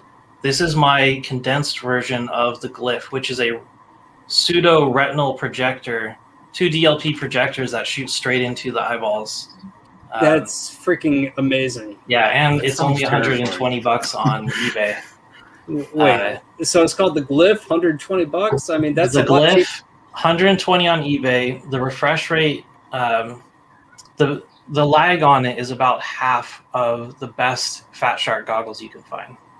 Well, I mean, that's a freaking deal with everything. It really is. It's out of production. It's, anything that's left is just, new old stock. So I intend to buy at least 1, if not 2 backup pairs, because I want to use this for like the next 10 years. The image on it is just, it's amazing. It's like nothing you've ever seen before, because there's no black lines between the pixels. And the refresh rate is, it's very different. It's not like an LCD. No, it's like you can't explain what it looks like until you see it, and then your jaw drops, and you're just like, I have never seen anything like this before. Would you say it's between 60 to 120 hertz, roughly? It's different. The refresh on it is different because it's not like a full screen refresh, because they're mirrors. It's like a partial refresh. It's a DLP projector. So, if you've ever seen a good DLP projector, it looks really nice, but there's some color fringing and stuff. There's a little bit of this on the edges. Is it a highly rainbowed effect on there going on? On the far edges, if you kind of look to the side a little bit, but you don't really do that anyway, because when you look forward, your eyes like lock into the focus of the screen. And when you look to the side, everything kind of disappears. And you can kind of see the rainbow effect a little bit. It's really hard to describe, because it's like there's no other screen that looks like it. So you can't really compare it to anything else except for a home projector that's similar, but not quite. It really is a retinal projector. Your eyeball is the final lens in that lens stack. Well, yeah. I am definitely going to go seek that out and try to pick me up something, because, I mean, I'm I'm kind of a nerd myself. It's what I love doing is playing with tech and all sorts of things that most people will not normally have a fancy for. HDMI in on it. I'm using a composite board on it to take the signal from my TBS Fusion to bring it into it for FPV goggles, but you could just connect a Fat Shark Shark Bite module to it, which is the digital, and go straight into the HDMI. I mean, that would be easy enough. I got all the ports for that. Yeah. So, yeah. Hey, I love the stream. Dahlia, thank you for introducing, because I found this through your Insta tonight. And Awesome. Oh, nice.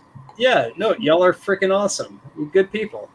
And Appreciate JD, it. thank you, all of you. Y'all have a great night. I'm gonna pop off. Make sure you join the Discord. In the Discord, fire shit, hang out. Thank you, Dahlia, for sharing this. Oh yeah. Yes, for I'm sure. glad that you remembered, because I forgot to post our live stream on anything.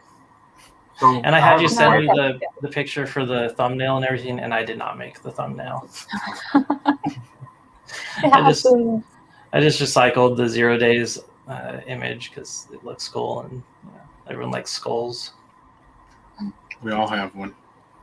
At least As Raul Nareen pointed out earlier, we did decide to go a bit of a theme tonight. We just like, fuck it, let's do 2000 cyber goth, just because it's fun, and I think most of us Dancing under grew a up that way, right? In the middle of the daylight with no music playing. That's one of my favorite memes. Is those guys like, because it's so bad. And like a friend of mine was actually a part of that, and he was just like, it was just terrible. Like we didn't know what we were doing. We were all listening to like headphones and listening to different songs, which is why the dancing doesn't match up.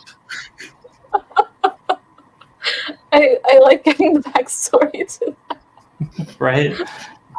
I'll tell you what, my favorite like techno meme though is the techno Viking, the dude that was like hard stepping in the street, and it goes deep too, because like that guy hates the fact that his video was taken and used. He sued the person that did this. Like it's this whole saga for like 10 years that this has been going on. So like all of the copies of that video are all kind of like bootleg now because it's been taken down because an actual lawsuit. Like he was very upset that his image was used. It's like, come on, man, lighten up. You've become an internet sensation. Right.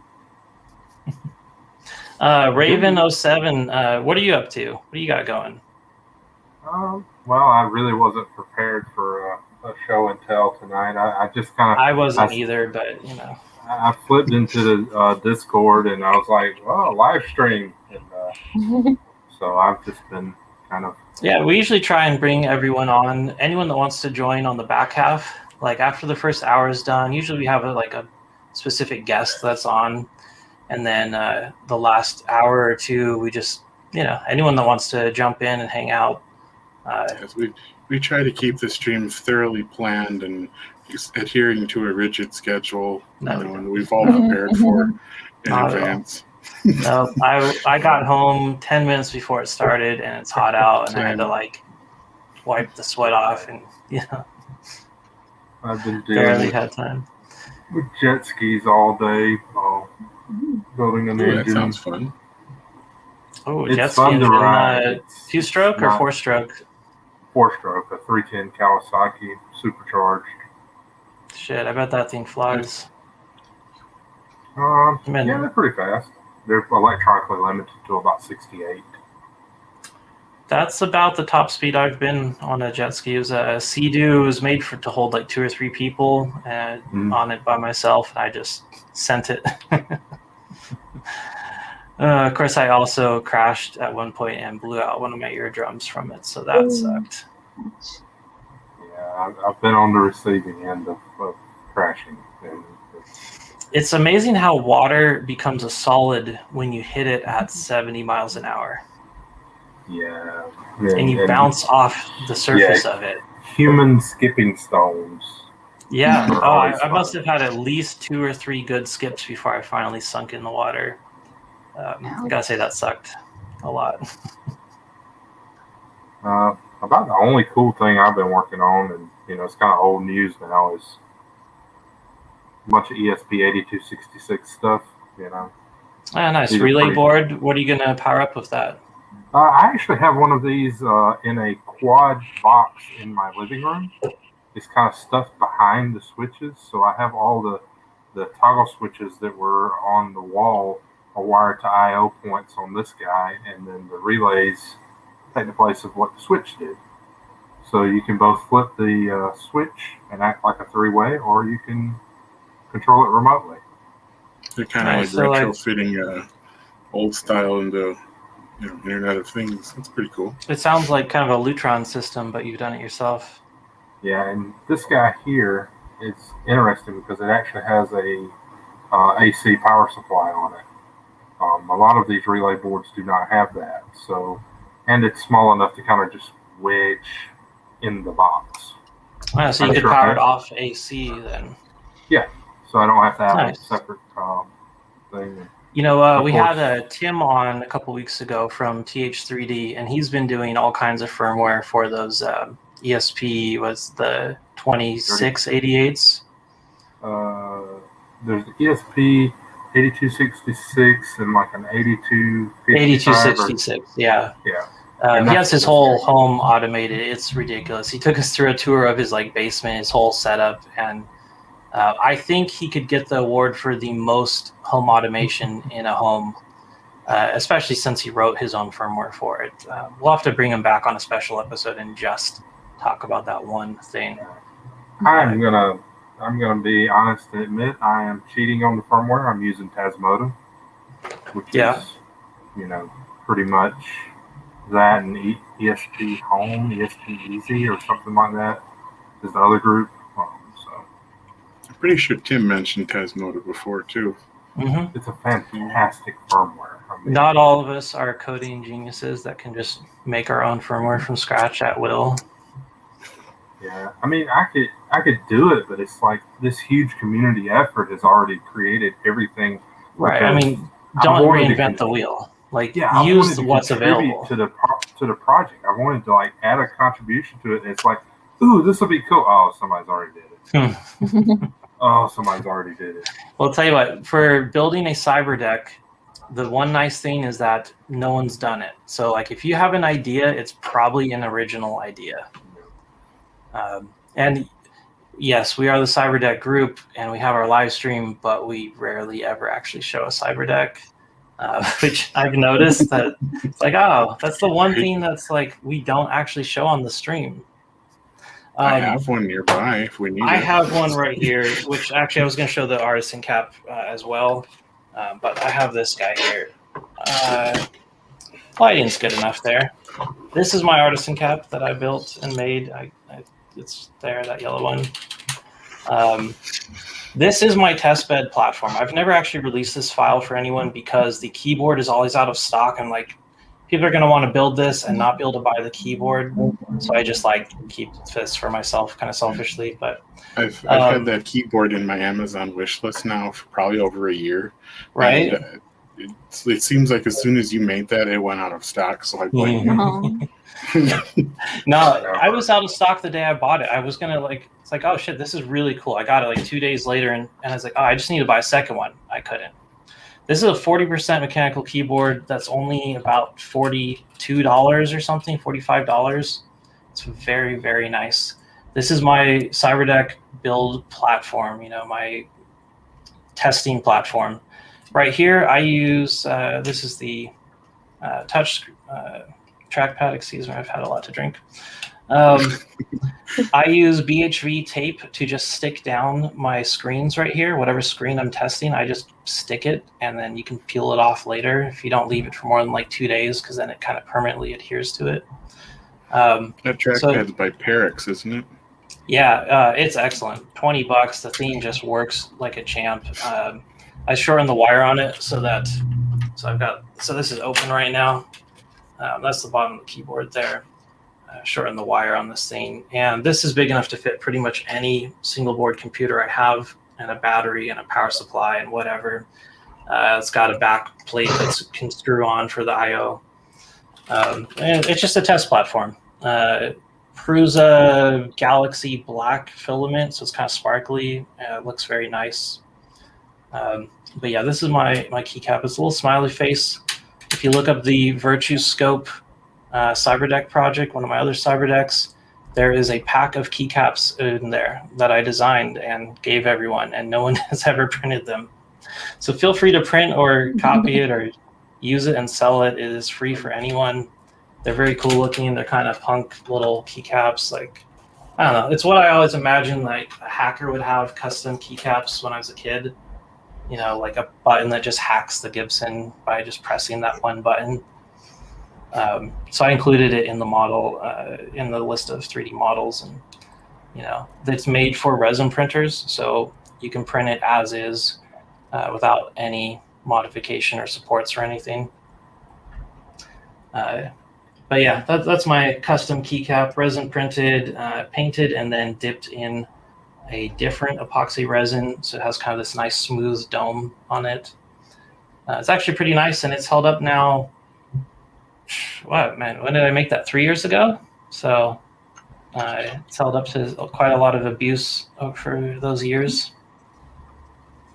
Player 2 is still awake. He's talking in the Discord. Go to bed. Join back into the live stream if you're still awake. Go to bed. It was that cheap Red Bull he was drinking. Well, I should get at least one brownie point because I actually have red Neuromancer. So I get one brownie point for that, right? Absolutely. You know what? It's a hard book to get through, but it's worth the journey. Yep. Yeah, it's a heavy read, but you know. It's all those detailed descriptions of everything along the way. It's like, here's a whole page of what something looks like. Like Bono's drum solo. You can't handle that shit on strong acid, man. 25-minute drum solo. But no, I think I'm gonna. I'm probably my first build. I'm probably gonna go with the aluminum extrusions around the perimeter. I really like that aesthetic. Yeah, they work really good. Blasto, show them your metal. Yeah, I saw that one in the gallery. I can't remember who made it. Yeah, that one. Yep. It is a good build. That one took you some effort. You went through a few struggles with that one. Yes, I did. It took probably the better part of a year. We got the floppy drive, retro cart. I still think the retro cart is like my favorite part of this. I want to actually pull it out of here and put it in my next one. I could print a new one. I think he put out the files now, didn't he? Yeah, I think I talked him into that during the VertCon. So I don't have to butcher this one. I still want to release the keyboard section of this alone on Instagram. What's the thing we use with the STLs? Why can I not think? Thingiverse? That's the one. Yeah, don't use Thingiverse anymore. Use Things, because they actually update their site and it's not broken all the time. Don't have, ads for inappropriate things on their website. Very inappropriate. Yeah, you need to be careful what go on there. When you do ads on your website, you need to actually be in control of what ads get played, because Thingiverse had a bunch of porn ads on theirs, and that was not cool. And they literally had kids going on Thingiverse in schools for... Right. Yeah. Not good. Wow. Autodesk should be ashamed of themselves. Well, it's not Autodesk, it's MakerBot. Oh, MakerBot. You're right. Yeah, that's the one Autodesk does Tinkercad. Right. They should also be ashamed of themselves. From Update 20 years Tinkercad. Experience. Sorry. I've been using Tinkercad for like 8 or 9 years now. Please fix it. Please just fix it. It's so good, but make it better. Can we just have a search on the shape generators? That's all I want. Yeah, you know what? Click. I use the fillets, and you have to go through to page 12 or 13 where they are. Put them in the basic shapes. It's the most useful shape there is. Can't And you just hit like F on your keyboard? no, they only have like 3 shortcuts. That's the other thing too. I want shortcuts. They have like 3 shortcuts, like clone and reverse. You can always align. Graduate to a real software like Fusion or something. Fusion is so slow though. Like you have to put in so many parameters. Well, you don't have to. You can be very sloppy and do shitty work, and it'll still kind of work out. Hey, shitty work is the only kind of work I do. But the thing about Tinkercad is if you need to create something like a little bracket in like 20 seconds, it's like boom, boom, boom, you're done. Exactly. Yeah. And most of what I build is very squared off. It's not hard to do that for in like Fusion, like for I don't know if I posted a picture of it. I made brackets to put a keyboard slide out thing on my standing desk, and I had to make some brackets that would fit because it's got that bar running across the center of it underneath where the mechanism to raise and lower is. Mm-hmm. And I whipped this up in probably 5 minutes in Fusion. So it would be 45 seconds in Tinkercad is the problem. Yeah, but it's still probably a shape generator for it on page 48. I mean, eventually, Autodesk is probably gonna, 86 or what do they call it? 86. I will use Fusion when I have to, but I really, what the problem is? It's not that I can't. I've done a lot of tutorials. Billy Rubin, good friend of mine, she's done a lot of instructions on how to use it. I can use Fusion. I don't like it. I don't like the workflow on it. I don't enjoy the workflow on it. That's the problem. I use it when I have to. Sometimes if I want to do a rendering, like I want something to look really cool, I'll just import my 3D model from Tinkercad into Fusion and apply some skins to it, make it look like Chrome or something.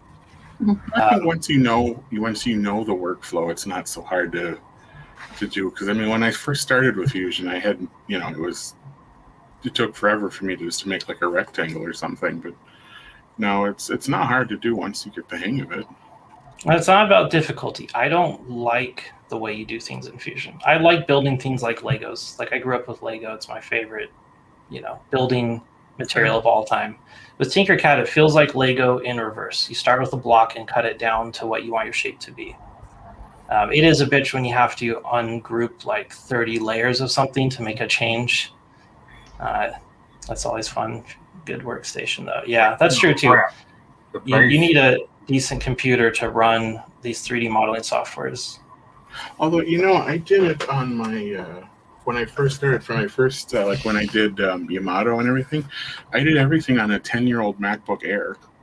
And it was able to run it at, you have all the settings turned down, there's no shadows, no, lighting effects or whatever.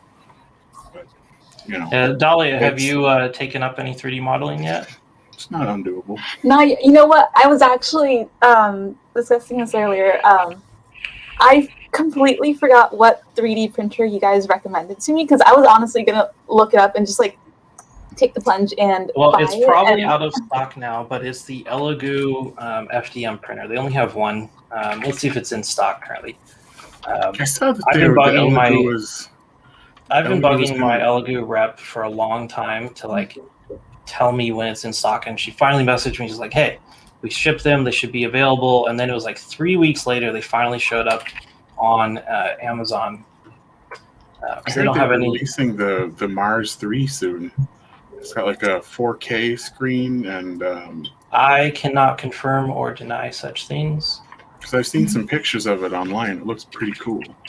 It's got a sculpted kind of Pope hat looking thing. I can say that the 4K displays have some manufacturing defects and they tend to fail a lot. I wouldn't go for one yet. Let's see here, comments, chat. If you go to the YouTube chat here, I'm going to post a link to the Amazon, and it is currently in stock. It doesn't say how many are in stock. This thing sells out constantly, and Elegoo is not able to ship more than 60 units at a time. It's pretty much as fast as they can make them, because they're really not set up for doing FDM. They do resin, and their resin printers are just phenomenal. Especially considering the price. But yeah, I actually bought one of these printers. My girlfriend has been off and on has saying how she wants her own 3D printer because like I never print anything for her when she wants it printed, but because my printer is usually broken or under repair, or upgrading. So it's like, all right, it's her birthday. I'm just gonna get her a 3D printer, and it was finally in stock, like perfect timing, or I would have had to go with a Creality. They also have the Voxel Lab Aquila has been, from what I heard, pretty good. Did Voxel Lab release an FDM too? Yeah, I can post the link. Hold on. Now, Dahlia, though, for you, I really think you should go for resin because you can design something and print your keycap, and that's the final keycap. You don't even need to recast it. Like, that's it. I put the link in the private chat. Blasto, you should be able to post in... I know, this is just a Chad length. Okay. You know. Yeah, that is like a freaking 2,000 word long link. Can we just say that the links are broken? Like, why do links need to be like an entire page length? How much tracking info do you need? Here's my version of that Amazon link. I've seen in the public chat. I've seen several reviews of the Voxel Lab Aquila, and they seem pretty positive. Yeah, I don't know who's behind Voxel Lab. I don't know the company at all. It's FlashForge. FlashForge is their cheapo brand. Oh, okay. Because we gave away a Voxel Lab resin printer during VertCon, and I was a little bit worried that it might not be, very good, but it seemed to be the exact same hardware available in the Elegoo, and the Elegoo 2K mono screen wasn't available at the time, which is why I selected the Voxel Lab. But we gave that to James5 on the Discord, and he said it's been working great. He's gotten some good prints off of it.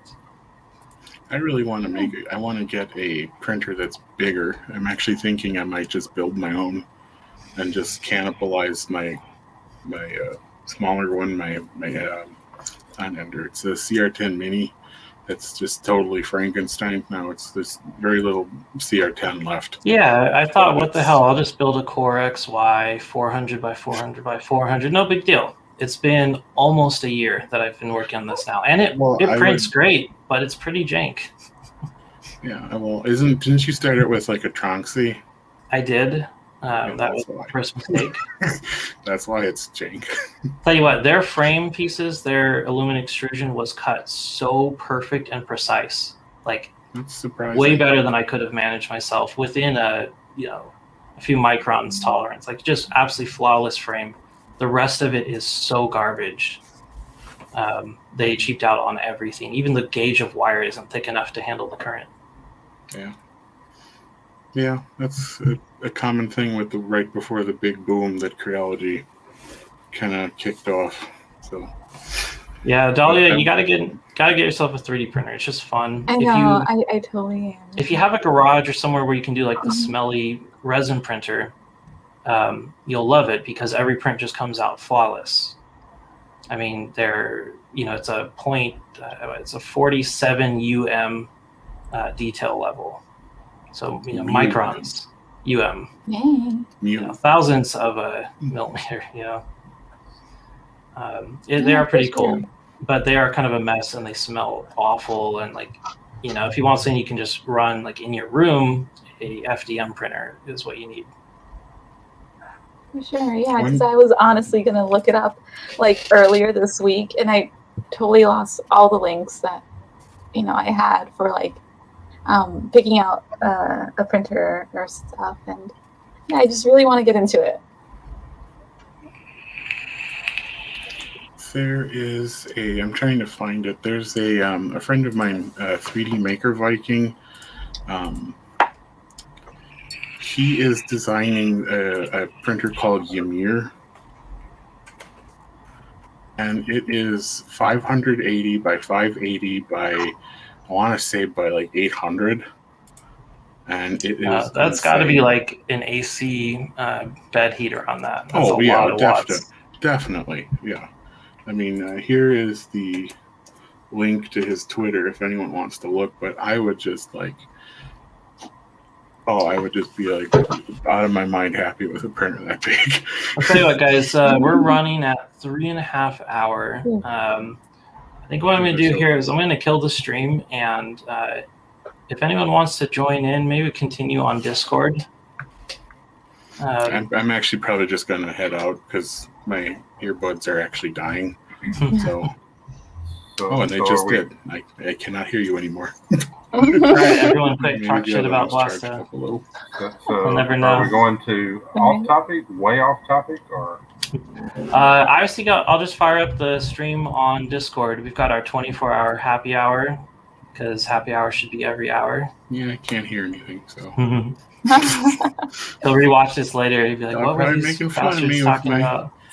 AirPods. Hey, Go ahead, Blasta. keep it up. Eyebrows. Shut up, dude. Do you have any eyebrows? He knows what I'm talking about right now. Making fun of the eyebrows. I've always had 2 eyebrows. No, he accidentally shaved one off a couple weeks ago. His camera wasn't working right, and we couldn't see his eyebrows because the camera was all pixelated. And all right, now I can hear you.